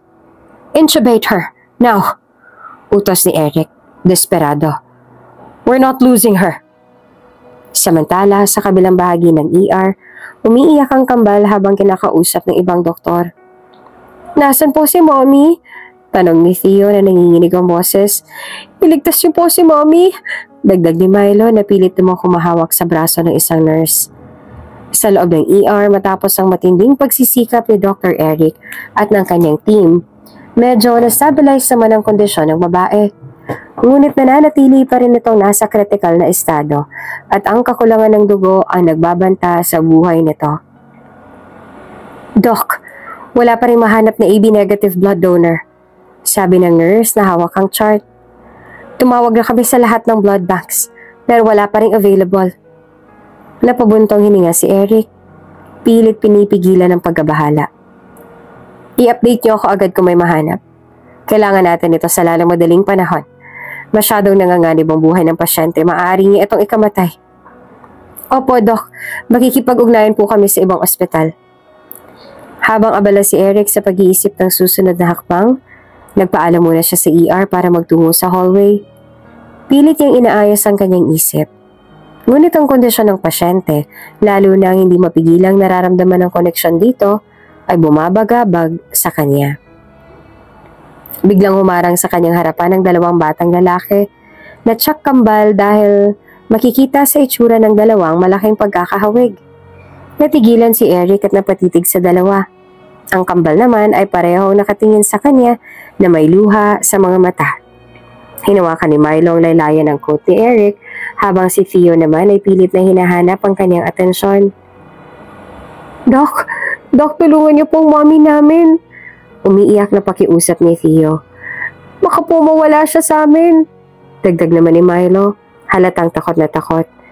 Sabi po nila wala daw pong dugo para sa kanya. Kailangan niya po ng dugo, Doc. Ayaw namin siyang mawala. Natigilan si Eric. Ramdam niya ang desperasyon ng mga bata. Lalo na nang makita niya ang takot at lungkot sa kanilang mga mata. Bumaba siya sa kanilang antas at tinapik ang balikat ni Theo. Gagawin namin ang lahat para tulungan ang mommy ninyo. Mahinahon ngunit mahina na sagot ni Eric. Pero kailangan nating makahanap ng dugo para sa kanya. Alam ko matapang kayo kaya magtiwala kayo sa amin, ha? Pero bakit po ang tagal? Baka po mahuli na. Humihikbi si Milo. Hinigpitan ang hawak sa coat ni Eric. Gusto pa namin siya makasama, Doc. Siya lang po meron kami. Hindi alam ni Eric kung bakit tila isang matalim na kutsilyo ang tumama sa kanyang puso. Ang mga mata ng kambal, puno ng takot at para bang niyuyurakan din ang kanyang puso. Sa sandaling yon, pilit niyang itinago ang panginginig ng kanyang damdamin. Makakahanap kami ng paraan. Aniya tumayo na may determinasyon. Pangako ko sa inyo, gagawin ko ang lahat. Parang awa niyo na po, salinan niyo na po ng dugo ang mommy namin para hindi na po siya mawala sa amin. Please po. Tumango si Eric. Gagawa ko ng paraan. Pangako. Habang papalayo si Eric, iniwan niya ang kambal sa pangangalaga ng isang nurse. Hindi niya maiwasan ang mga katanungan sa kanyang isipan. Sino ang babaeng yon? At bakit tila napakalalim ng koneksyon na nararamdaman ko sa kanyang mga anak? Pagbalik niya sa ER, lumapit siya sa head nurse. I want every possible option explored. Call every hospital in the city. We need that blood. Now. Habang patuloy na naghahanap ng donor, hindi maalis ni Eric ang imahe ng kambal at ang tila pamilyar na mukha ng pasyente sa kanyang isipan. Sa wakas, matapos ang halos magdamag na paghahanap, may natagpuan ding AB negative na donor. Agad itong dinala sa ospital at ang dugo ay sinagawa sa transfusion process. Habang abala si Eric sa pagsigurong maayos ang lahat, nag-umpisa ng bumuti ang vital signs ng pasyente. Doc, stable na siya, sabi ng isang nurse na may ngiti sa kanyang mukha. Napabuntong hininga si Eric. Bagamat na-stabilize ng pasyente, ang pinsala sa mukha nito dulot ng aksidente ay nananatiling malala. May posibilidad ding mauwi ito sa comatose dahil sa matinding trauma sa ulo. Habang nasa labas ng kwarto, nakita ni Eric ang kambal na nakaupo sa waiting area. Sa kabila ng pagod at pag-aalala, kitang-kita sa mga mata nila ang inaasam na balita. Lumapit si Eric sa kanila at agad silang tumayo nang makita sila. Doc, kamusta na po si Mommy? Tanong ni Theo na halos hindi mapakali. Napayuko si Eric at tinapik ang mga bata sa balikat. Stable na ang mommy ninyo sa ngayon. Niligtas na namin siya. Pero sandali nag-atubili si Eric bago nagpatuloy. Hindi pa siya nagkakamalay. Kailangan niya munang magpahinga, pero ginagawa namin ang lahat ng makakaya namin para sa kanya. Nagkatinginan ng kambal at halos sabay silang bumuntong hininga. Napaluha si Milo, ngunit ginitian pa rin si Eric. Salamat po, Doc. Salamat sa pagligtas sa mommy po namin. Wala yon, sagot ni Eric. Pilit na pinapanatili ang mahinahong tono. Pero kailangan niyong maging matapang. Ang recovery ng mommy ninyo ay nakadepende rin sa suporta ninyo. Tumango si Theo. Magiging matapang po kami, Doc. Gagawin namin ang lahat para gumaling si mommy. Ramdam ni Eric ang determinasyon sa mga bata. Ngunit habang nakatingin sa kanila, may kung anong bagay ang patuloy na bumabagabag sa kanya. Bakit tila may koneksyon ako sa kanila? Subalit itinabi muna niya ang iniisip at piniling magtuon sa pagpapagaling ng kanilang ina. Tahimik ang paligid ng ICU nang biglang tumunog ang alarm ng mga machine sa ICU na nakakabit sa pasyente. Agad na tumawag ang nurse kay Dr. Eric. Ang boses nito ay may halong kaba. Doc, nagda-drop ulit ang vitals ng pasyente. Walang inaksayang oras si Eric at mabilis na tumakbo papunta sa ICU. Sa pagpasok niya, nakita niyang mabilis na bumababa ang oxygen levels ng pasyente, habang ang mga staff ay abalang sinusubukan itong stabilize. Anong status? Tanong niya at nilapitan ng monitor. Bumagsak ulit ang BP at heart rate, Doc. Prepare for emergency interventions. Increase the oxygen flow. Give me a full report on her current vitals. Sunod-sunod na utos ni Eric. Ang mga mata niya ay nakatuon sa pasyente yung nag-aagaw buhay. Monitor her oxygen levels. I-ready rin ang defibrillator kung sakaling kakailanganin. Ginawa nila ang lahat ng posibleng paraan. Ngunit makalipas ang ilang minuto, nagbigay ng mabigat na desisyon si Eric. Wala na tayong magagawa pa sa ngayon. Comatose ang pasyente. Ilang oras ang lumipas, nasa waiting area ang kambal, halatang pagod, takot at umiiyak. Tumayo si Theo at Milo nang makita si Eric na papalapit sa kanila. "Doc, ano po nangyari kay Mommy?" Tanong ni Milo sa nanginginig na boses. Lumuhod si Eric sa harap nila. Tinapik ang balikat ng dalawa. "Ginawa namin ang lahat ng makakaya namin. Stable na siya. Pero nasa comatose state ang mommy ninyo ngayon. Kailangan niya magpahinga ng mahabang panahon para bumawi ang katawan niya." Biglang yumakap si Milo sa kanya. Humagulhol. "Doc, ano po nangyayari kay Mommy? Baka mawala po siya sa amin." Pinisil ni Eric ang balikat ng bata. Pilit pinapanatili ang lakas ng loob. "Hindi mawawala ang mommy ninyo. Lalaban siya. Kailangan niyo magtiwala, okay? Magiging maayos din ang lahat." Si Theo naman, bagamat umiiyak din, pilit na nagpapakatatag. "Promise po, Doc. Magiging okay po siya." Tumango si Eric. "Promise. Pero kailangan niyo maging matapang. Lagi kayong nasa tabi ng mommy ninyo, ha? Malaking tulong sa pagaling niya ang mararamdaman niyang nandito kayo para sa kanya." Hinigpitan ng kambal ang yakap nila sa kanya. Tila umaasa sa kanyang mga salita. Sa kabila ng lungkot at takot, ramdam ni Eric ang responsibilidad na kailangan niyang panindigan. Hindi lamang bilang doktor, kundi bilang taong naging sandigan ng kambal sa pinakamahirap na sandali ng kanilang buhay. Habang tahimik na naglalakad si Eric sa hallway, napansin niya ang kambal na nakaupo sa waiting area ng pedia ward. Magkayakap sina Theo at Milo. Tila naghahanap ng lakas sa isa't isa. Napaisip si Eric kung bakit tila walang ibang dumadalaw sa kanila o sa kanilang ina. Naglalakad siya papunta sa nurse station upang magtanong. "Nurse, wala bang ibang pamilyang pasyente sa ICU? Parang walang dumadalaw maliban sa kambal." Umiling ang nurse. "Wala po, doktor. Sa nakalipas na 3 araw mula nang na-admit sila, ni isang kapamilyang hindi dumalaw. Yung 2 bata lang po talaga. Sila lang ang nag-aasikaso sa sarili nila kapag hindi po sila nakausap ng staff." Napatingin si Eric pabalik sa kambal. Ang puso niya ay biglang napuno ng awa. Naglakad siya papunta sa kanila at dahan-dahang lumuhod sa harapan nila. "Theo, Milo," tawag niya ng mahinahon. "Pwede ba ako magtanong sa inyo?" "Opo, Doc. Ano pong itatanong ninyo? Bakit parang wala kayong ibang pamilya na dumadalaw sa inyo?" Nagkatinginan ng magkapatid. Maya-maya pa si Theo na ang unang nagsalita. Ang boses niya ay mahina at halatang hirap sa pag-amin. "Itinakwil po kami ng lolo't lola namin." Nagulat si Eric sa narinig. "Itinakwil? Bakit naman?" Si Milo nagpatuloy. Pilit na pinipigil ang pagtulo ng luha. "Ayaw po nila kay Mommy. Sabi nila kahihiyan daw po kami. Si Mommy lang po meron kami kaya po kami nandito sa bansa kasi gusto namin hanapin ang daddy namin. Pero hindi namin alam kung nasan siya." Nanatiling tahimik si Eric habang nakikinig. Ang puso niya ay biglang bumigat sa kwento ng kambal. Kita niya sa kanilang mga mata ang lungkot, pagod at takot na dala ng sitwasyon.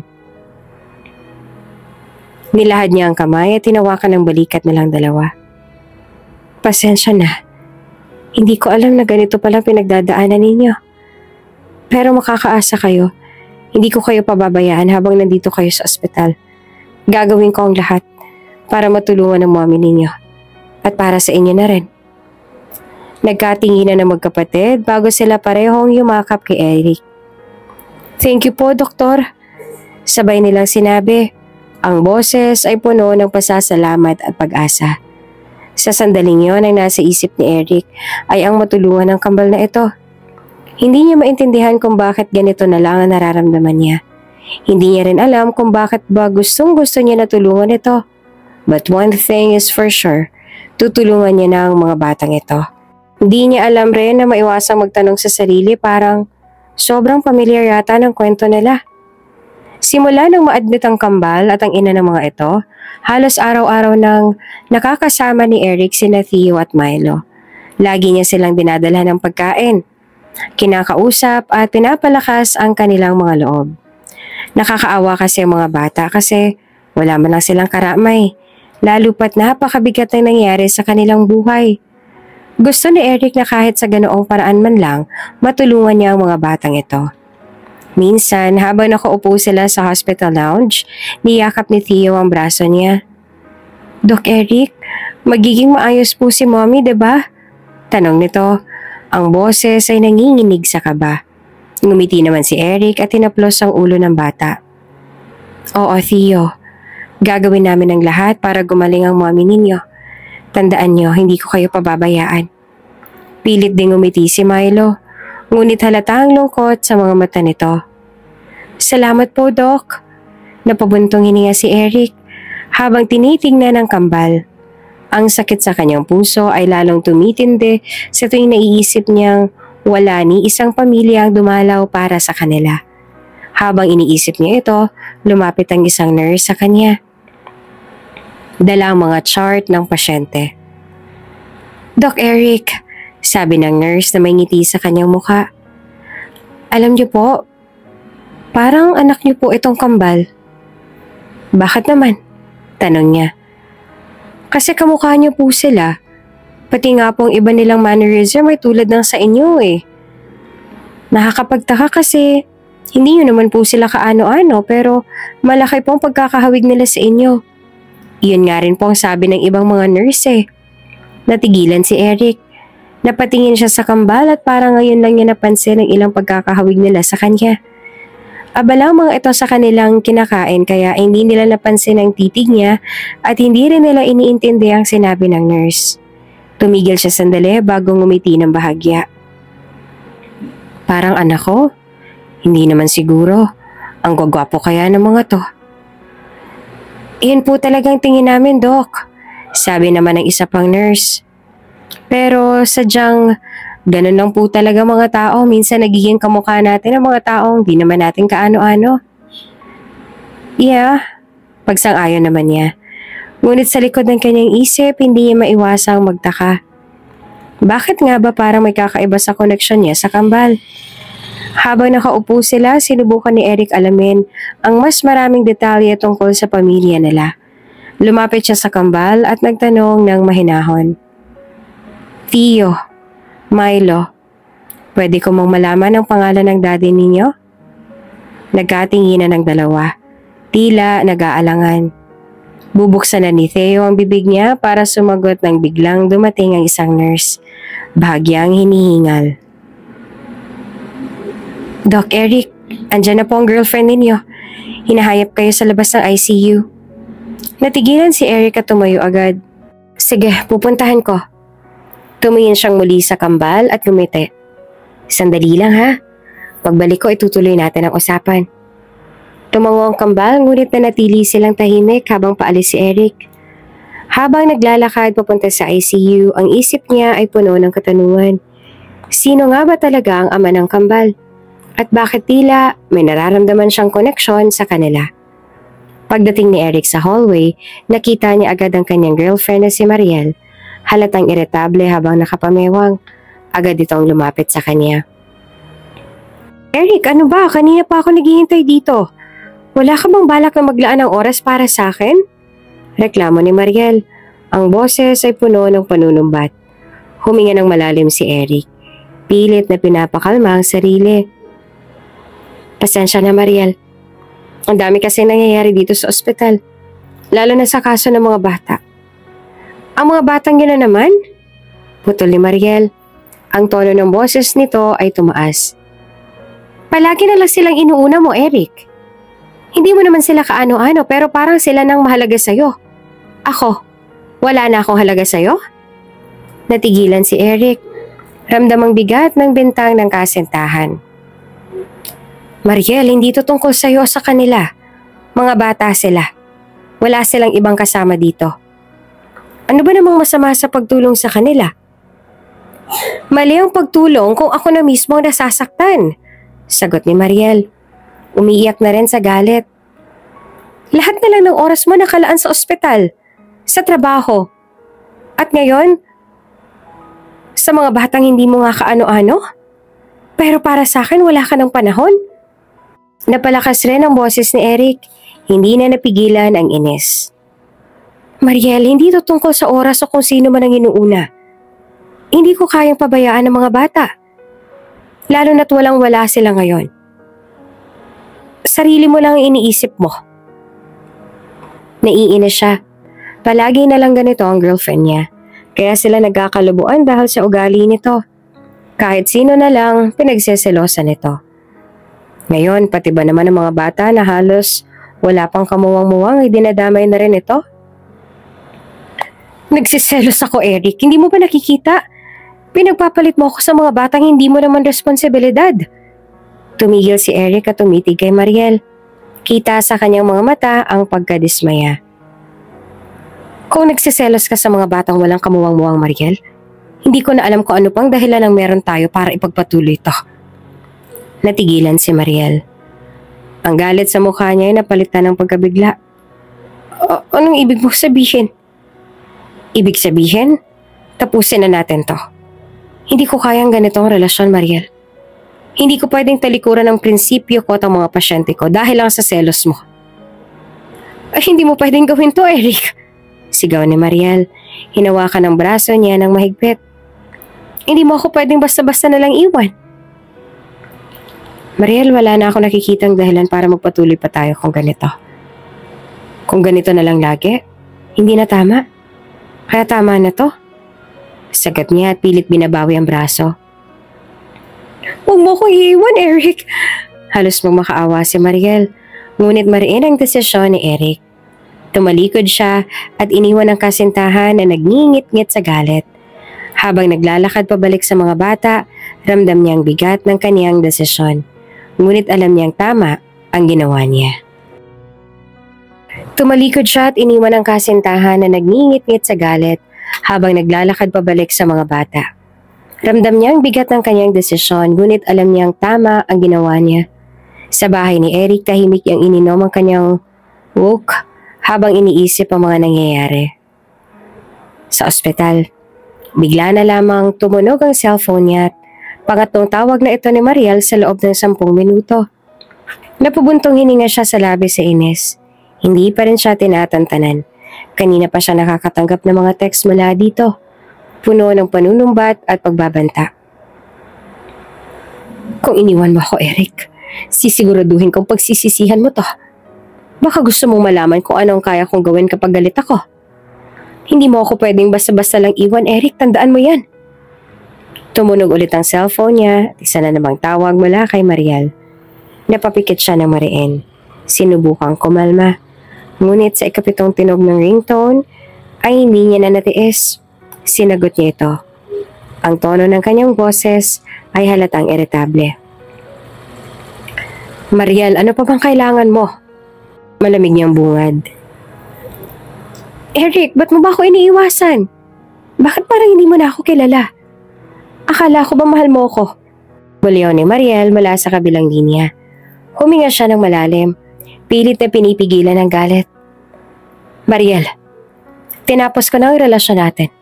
Hindi na ito mag-work. Tigilan mo na to. Hindi mo ako pwedeng basta lang iwan, Eric. Hindi mo ba naiintindihan kung gaano kitang kamahal? Gagawin ko ang lahat para bumalik ka sa akin. Mariel, wala ka nang babalikan. Sinabi ko na sa'yo, hindi ko na kayang ipagpatuloy ito. Huwag mo nang gawing mas mahirap pa para sa ating dalawa. Kung iniwan mo ako, Eric, masisira ang buhay mo. Sisiguraduhin kong pagsisisihan mo tong ginawa mo. Pagbabanta niya, halatang nagwawala na sa kabilang linya. Napatayo si Eric mula sa kanyang inuupuan. Ang inis sa kanyang mukha ay hindi na maitago. Hindi ako natatakot sa banta mo, Mariel. Kung talagang mahal mo ko, matututo kang tanggapin na tapos na tayo. Eric, please huwag mo gawin sa akin to.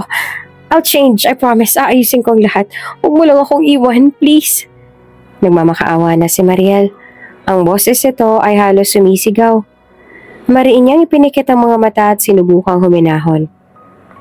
Mariel, hindi na ito tungkol sa pagbabagong sinasabi mo. Tapos na talaga tayo. Kung may respeto ka pa dyan sa sarili mo, tigilan mo na to. Hindi niya na hinintay ang sagot nito. Agad niyang pinutol ang tawag at ibinaba ang telepono. Nilingon niya ito na para bang iyon ang dahilan ng lahat ng kanyang inis. Huminga siya ng malalim. Sinubukan tanggalin ang bigat sa kanyang dibdib. Ngunit habang nakatitig siya sa telepono, naramdaman niya ang pag-ring muli nito.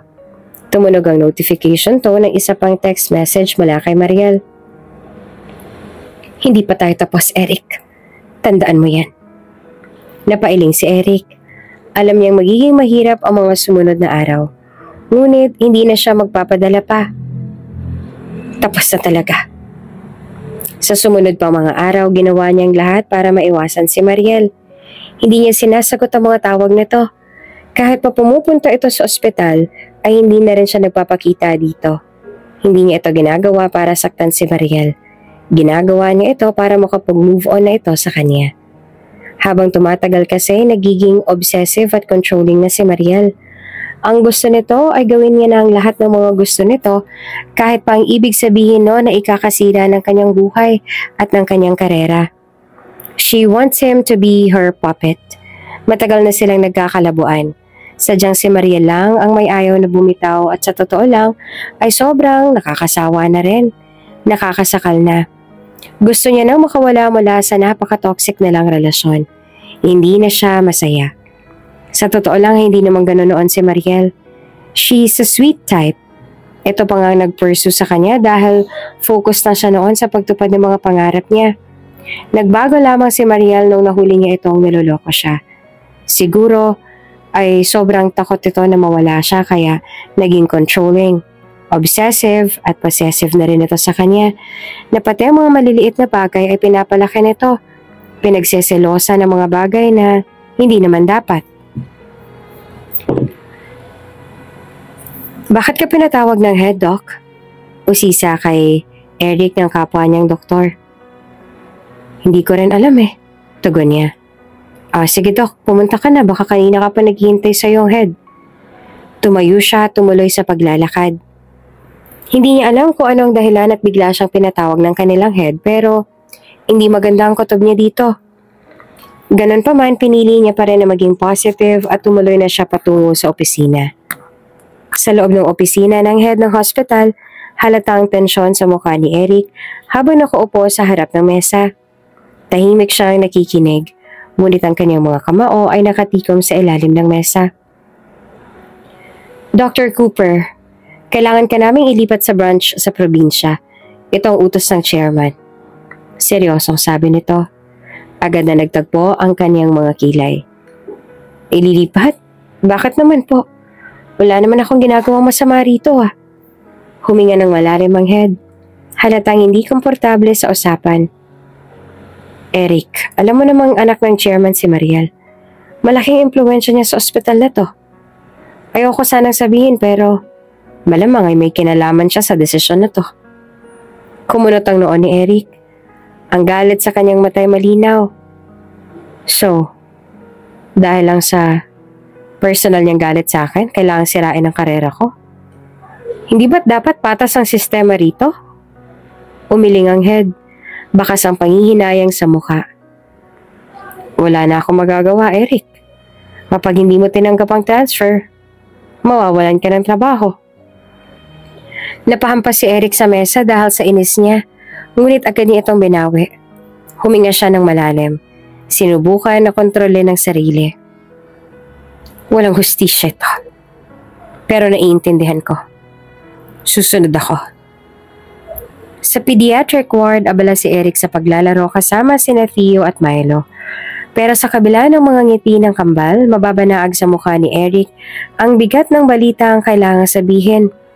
Huminto siya sa paglalaro at huminga ng malalim.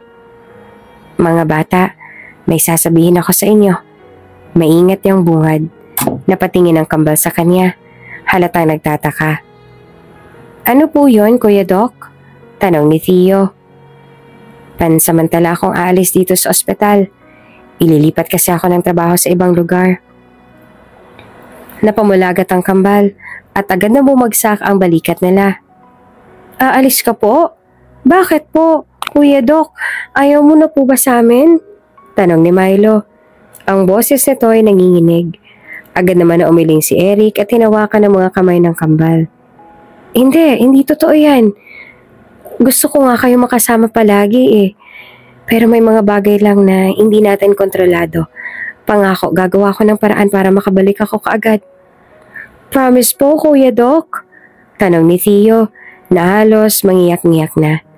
Ngumiti naman si Eric kahit masakit ang kalooban niya. Inaangat niya ang kanyang maliit na daliri at inilahad ito sa kambal.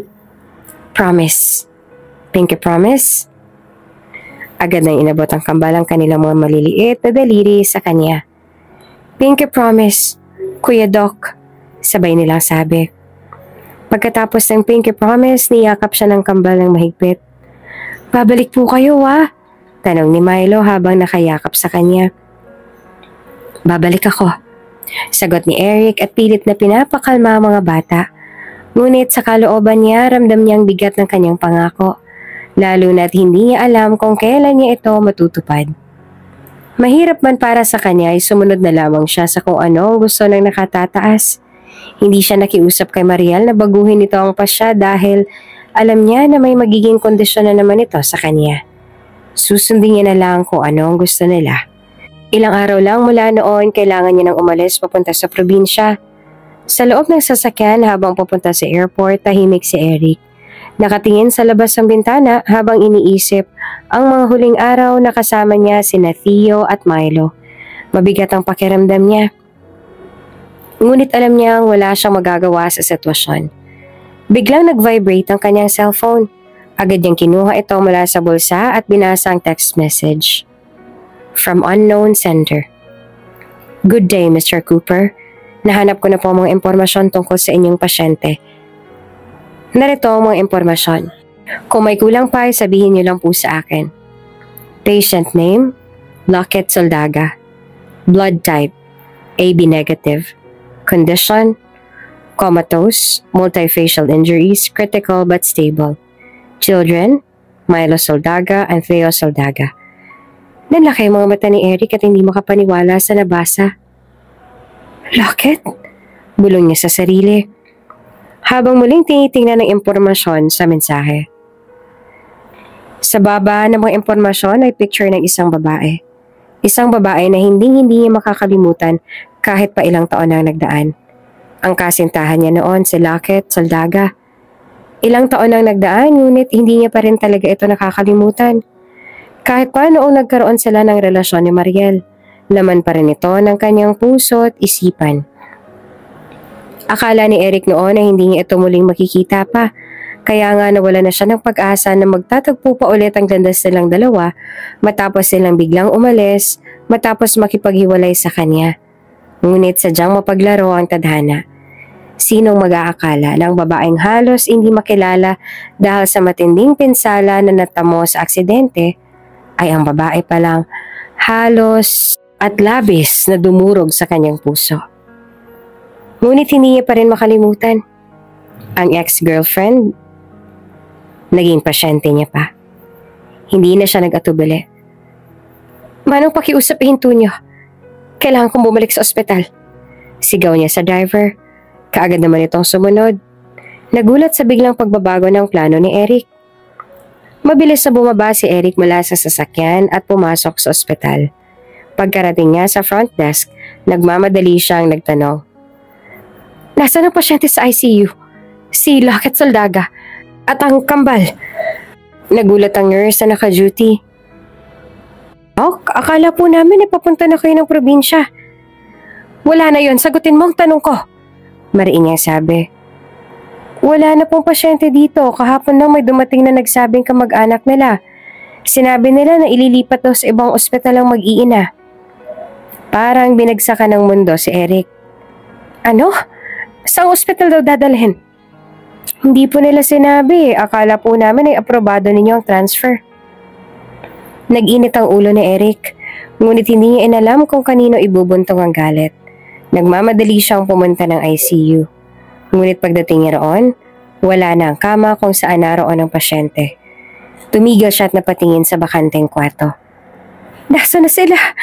Tanong niya sa sarili. Habol hininga at puno ng kaba. Hindi siya tumigil. Muli niyang tinanong ang ibang staff. Ngunit wala rin makapagbigay ng malinaw na sagot. Sa labas ng ospital, kausap niya ang isa pang nurse na parang nataranta rin. Dok, pasensya na po pero wala po kaming kaalam-alam kung saan sila dinala. Hawak ni Eric ang kanyang ulo. Pilit iniisip kung paano niyang matutunton sina Lockett at ang kambal. Alam niyang hindi niya maaaring baliwalain ang sitwasyon. Lockett, Theo, Milo, hindi ko na kayo hahayaan na mawala. Bulong niya sa sarili habang nagmamadali siyang lumabas. Tinawagan ang lahat ng koneksyon niya sa ospital para mahanap ang mag-iina. Sa tulong ng mga koneksyon ni Eric, natuntun niya ang ospital kung saan dinala sina Lockett at ang kambal. Pagdating niya sa ospital, agad siyang nagtanong sa front desk tungkol sa mag-iina. Nang makumpirma niyang naroon nga sila, mabilis niyang tinungo ang kwarto. Pagbukas niya ng pinto, nakita niya agad sina Theo at Milo. Nakaupo sa gilid ng kama ng ina nila. Nang makita siya ng mga bata, nanlaki ang mga mata ng mga ito at sabay na tumakbo papunta sa kanya. Doc Eric! Masayang sigaw ng kambal habang niyakap siya ng mahigpit. Napaluha naman si Eric habang yakap-yakap ang kambal. Pasensya na kayo, hindi ko kayo agad nahanap. Pero andito na ako ngayon. Bulong niya habang pinupunasan ng mga luha ng mga bata. Kaya po kami na nandito ka na, sabi ni Milo. Oo nga po, akala namin na hindi na po ulit tayo magkikita. Wika naman ni Theo. Habang yakap niya ang mga batang to, pakiramdam ni Eric ay nabawasan ng bigat at pangungulila sa kanyang dibdib. Masaya siyang nandito na ulit sila. Habang niyayakap niya ang kambal, napansin niyang may papalapit mula sa likuran. Isang lalaki, matangkad, may matikas na tindig at pamilyar ang mukha. Napatigil si Eric. Pilit iniisip kung saan niya nakita ang lalaki. Doc Eric, maaari ba tayong mag-usap? Tanong ng lalaki na may bahagyang nerbiyos sa boses. Tumango si Eric at tumingin sa kambal. Saglit lang ha mga bata, mag-uusap lang kami. Dinala siya ng lalaki sa isang sulok ng kwarto.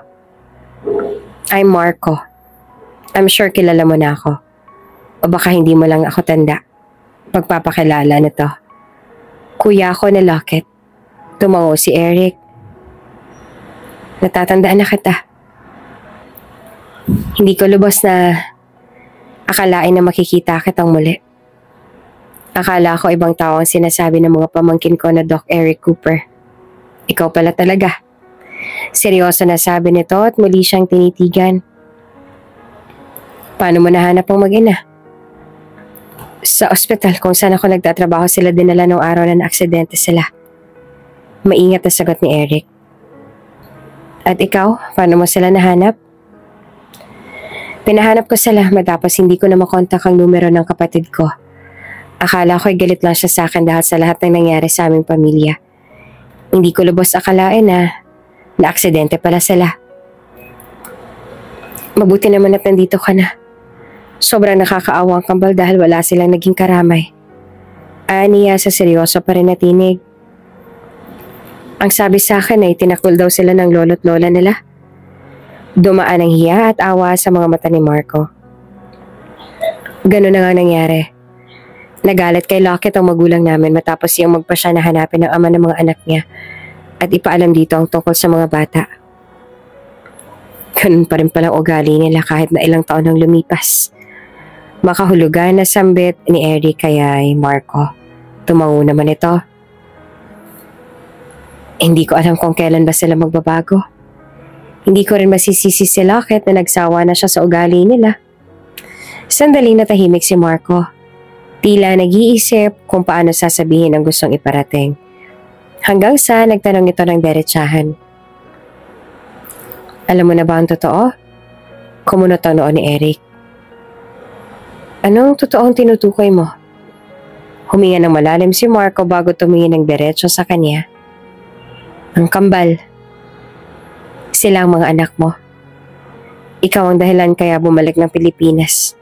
Dahil gusto ni Lockett na malaman mo ang totoo tungkol sa kanila. Napalunok si Eric. Hindi makapaniwala. Anong sinasabi mo? Paano nangyari yun? Silang mga anak mo, Eric. Noong naghiwalay kayo at umalis siya ng bansa, nagdalang taon na siya noon. Hindi niya lang nasabi agad sa'yo dahil ayaw ng mga magulang namin at nagbanta rin siya. Nasisirain nila ang buhay mo. Gusto ni Lockett na matupad mo ang mga pangarap mo kaya mas pinili niyang sundin kung anong gusto ng aming mga magulang. Ulit ni Marco. Matagal nang gustong sabihin sa'yo ni Lockett, pero hindi niya nagawa. Alam kong mahirap tanggapin ito ng biglaan, pero ito ang katotohanan. Gulat at lungkot ang nararamdaman ni Eric. Hindi niya alam kung anong nararamdaman. Masaya dahil sa wakas ay nalaman niya na. Umalungkot dahil sa mga taon na nawala. Sabihin mo sa akin ang totoo. Ang mga magulang niyo rin bang dahilan kaya nakipaghiwalay sa akin si Lockett noon? Tanong niya. Tumango si Marco. Oo, silang dahilan. Mahal na mahal ka ng kapatid ko. Subalit wala siya magawa dahil iyon ang gusto ng aming mga magulang. Gusto niya lang na maprotektahan ka kaya sinunod niya kung anong gusto nilang mangyari.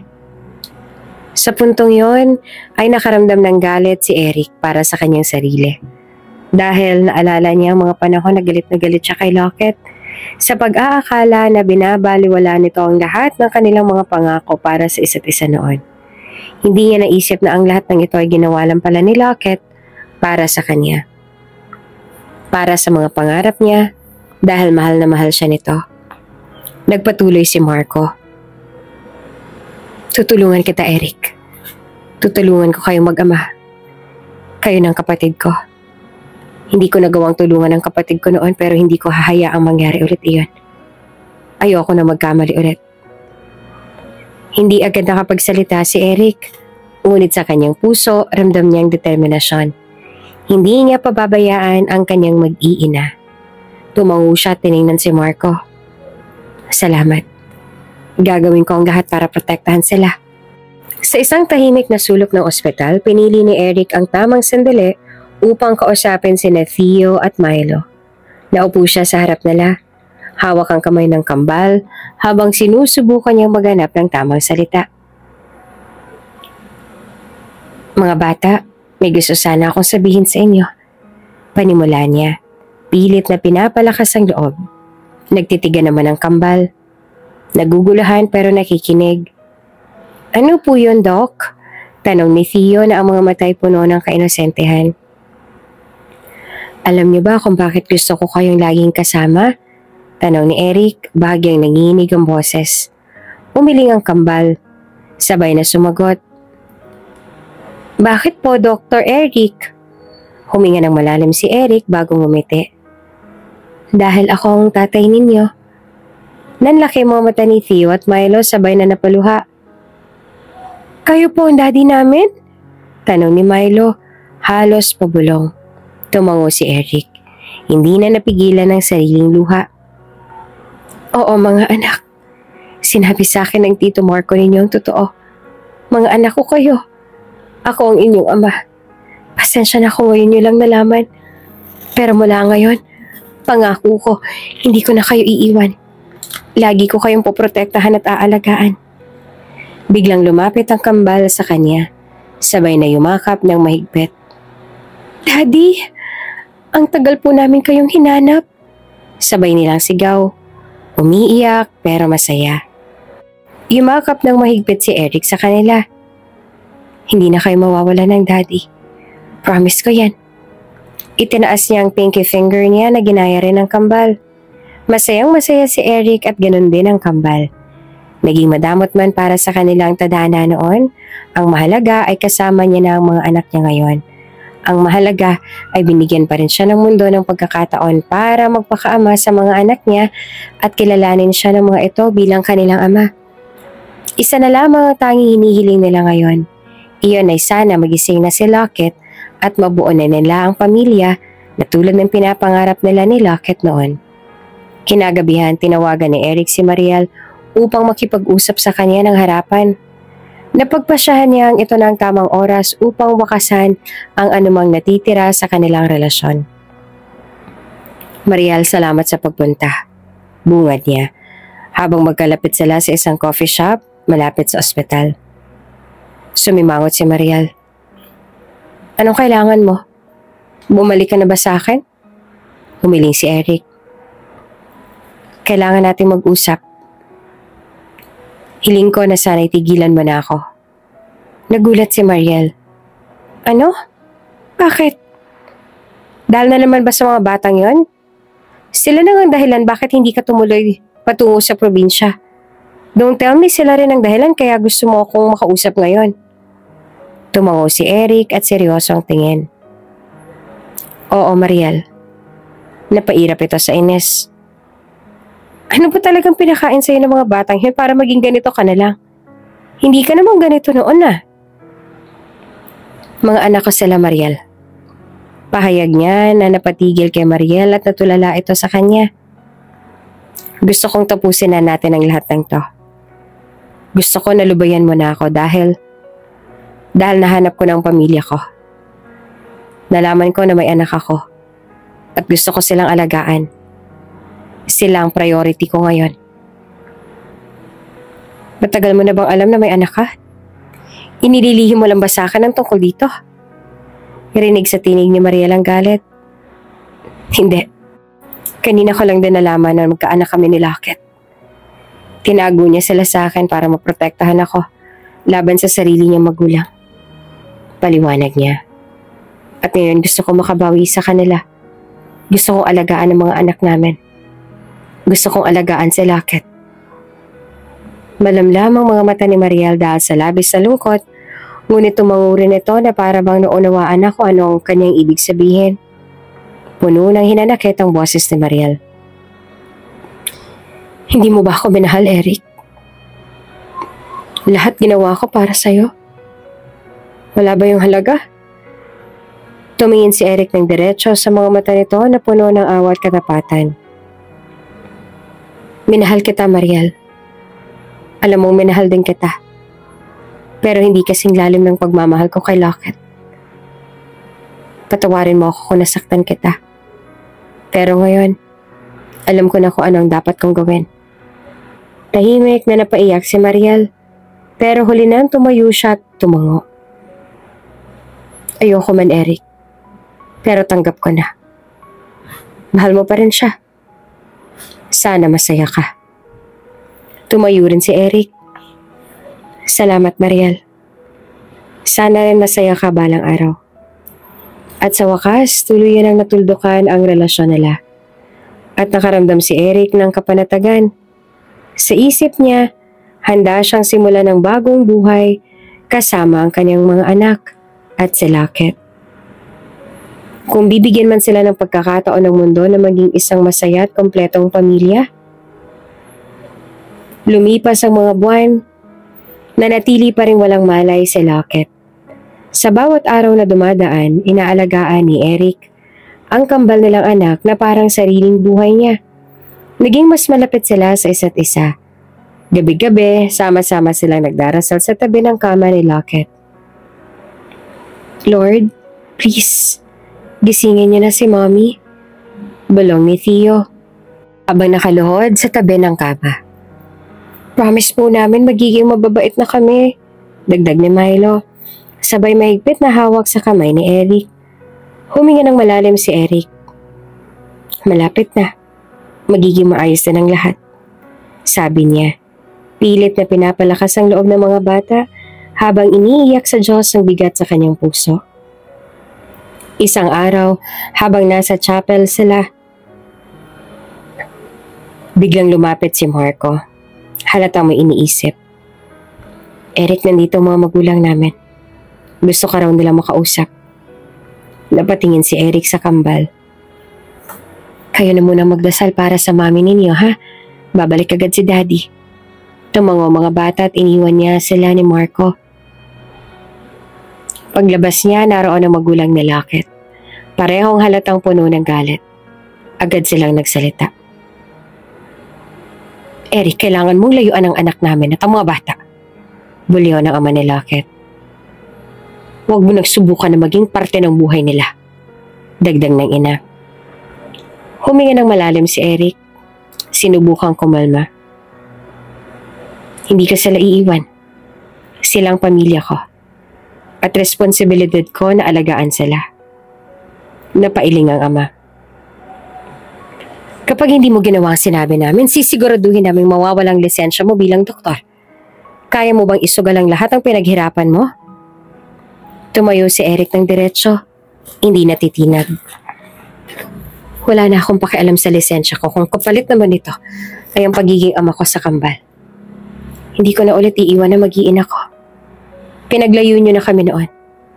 Minsan niyo na rin akong tinanggalan ng pagkakataon na maging ama sa mga anak ko. Hindi ako papayag na mauulit yon. Kung gusto niyo talaga akong tanggalan ng lisensya, gawin niyo. Pero hindi ko susukuan ang pamilya ko. Nagpalitan ng tingin ng mag-asawa, pero hindi pa rin sumusuko. Kahit gawin namin ang lahat ng paraan para masira ang reputasyon mo? Tanong ng ina. Tinitigan sila ni Eric na puno ng determinasyon. Sinubukan na namin sumunod sa inyo noon. Sinunod na nila lahat ng gusto niyo. Ngunit sa huli, hindi pa rin kayo nakontento? Nasaktan pa rin ang babaeng mahal ko at maging ang mga anak namin. Ngayon kahit ano pang gawin niyo, hindi ko na sila pababayaan. Gawin niyo kung anong gusto niyo. Pero hindi niyo na kayang sirain ang pamilya ko. Napatigil ang magulang ni Lockett. Halatang natamaan sa sinabi ni Eric. Matapos ang ilang sandali, tumayo ang ama at halatang napaisip. Sige. Pero tandaan mo Eric, hindi pa tatapos. Pagkatapos ay tumalikod na sila at umalis. Halatang natalo sa pagkikipagtalo. Bumalik si Eric sa kambal na naghihintay pa rin sa chapel. Yumakap siya sa kanila sabay sabi, walang makakapaghiwalay sa atin. Pangako yan. Ngumiti si Theo at Milo sabay sabi, Promise, Daddy? Promise. Sagot ni Eric sabay taas ang pinky finger. Nag-pinky promise silang tatlo. Sabay nagdasal ulit para sa pagaling ni Lockett. Sa isip ni Eric, alam niyang ginawa niya ang tamang desisyon kahit gaano pa kahirap ang naging laban. Matapos ang maraming gabing walang tigil na pananalangin, isang gabi habang tahimik na nakaupo si Eric kasama ang kambal sa ICU, biglang gumalaw ang daliri ni Lockett. Daddy, gumalaw si Mommy! Excited na sigaw ni Milo na agad naman na napatingin kay Eric. Tumayo agad si Eric at tinawakan ng kamay ni Lockett. Lockett, naririnig mo ba kami? Dahan-dahang dumilat si Lockett. Mahina, ngunit malinaw na namulatan ng mga mata. Eric, bulong nito, tila hindi makapaniwala. Mommy! Sigaw ng kambal sabay takbo palapit sa kama. Mahigpit itong niyakap. Kahit pat kailangan pang mag-ingat. Tila bumaha ng luha sa ICU. Hinaplos ni Eric ang buhok ni Lockett. Hindi napigilan ang pagbuhos ng luha dahil sa wakas ay ibinalik na ng Diyos ang nakababata nitong kapatid. Habang nasa pribadong silid na si Lockett, tahimik niyang nakikinig habang ipinapaliwanag ni Eric ang lahat. Kung paano niyang nalaman ang totoo. Kung paano niyang inalagaan ang kambal. At kung paano niyang ipinaglaban ang kanilang pamilya laban sa mga hadlang. Ibinalik ka ng tadhana sa akin. Ibinila kayo ng Diyos sa akin. Hindi ko rin lubos akalain na muli kitang matatagpuan at muli kitang makakasama. Ni minsan ay hindi sumagi sa isip ko na magiging pasyente kita, subalit marahil ay plano lang ito ng tadhana. At hindi ko kayang mawala pa ulit kayo sa akin. Lalo na't nalaman kong akong ama ng kambal. Sabi ni Eric, diretso ang tingin kay Lockett. Puno ng pagmamahal at determinasyon. Eric, hindi ko alam kung paano kita pasasalamatan. Hindi ko inaasahan na sa kabila ng lahat, babalik ka pa rin. Alam ko nagkamali ako noon. Patawarin mo sana ako. Sagot ni Lockett. Mga luhay dumaloy sa kanyang pisngi. Shhh! Wala kang kasalanan. Sa ating dalawa ako ang may mali dahil hindi ako nagtiwala sa'yo. Humanap ako ng iba para lang makalimutan kita. Patawarin mo ako. Bahagya namang umiti si Lockett. Naiintindihan ko ang dahilan mo. Kaya alos lang yan at pinapatawad kita. Hinawakan ni Eric ang kamay ni Lockett. Hindi na kita iiwan ulit. Pangako ko yan. Mahal pa rin kita, Lockett. At hindi nagbago ang nararamdaman ko kahit ilan pang taon ang lumipas. Nagkatinginan sila. At sa unang pagkakataon matapos ang mahabang panahon, naglakas loob si Lockett na magsalita. Eric, mahal din kita. Noon pa man ikaw lang laman ng puso ko. Napangiti si Eric. Ang bigat ng mga taon na nawala sa kanya ay tila napawit. Salamat, Lockett. Ngayon, buo na ulit tayo. Ako, ikaw at ang kambal. Bigla namang sumulpot si Theo at Milo, hawak ang kamay ng isa't isa. Mommy, Daddy, ibig sabihin magkakasama na tayo ulit? Tumango si Lockett habang mahigpit siyang niyakap ng kambal. Sa wakas matapos ang maraming pagsubok, nabuong muli ang kanilang pamilya. Makalipas ang ilang buwan, muling bumalik sa normal ang lahat. Magkasamang inaalagaan ni Eric at Lockett ang kambal, puno ng pagmamahalan at pasasalamat sa bagong simula. Sa harap ng maraming pagsubok, nanaig ang pagmamahal nila sa isa't isa na naging pundasyon ng kanilang masayang pamilya. Kung bago ka pa lang sa channel na ito, Ate Jane TV, huwag kalimutang pindutin ang notification bell and subscribe button. Sana po hindi naman malaking abala sa inyo ang pagpindot ng subscribe button dahil ang kapalit po nito ay ang pagsuporta para makapag-produce ng mga libreng stories sa mga channels ni Ate Jane. Maraming salamat!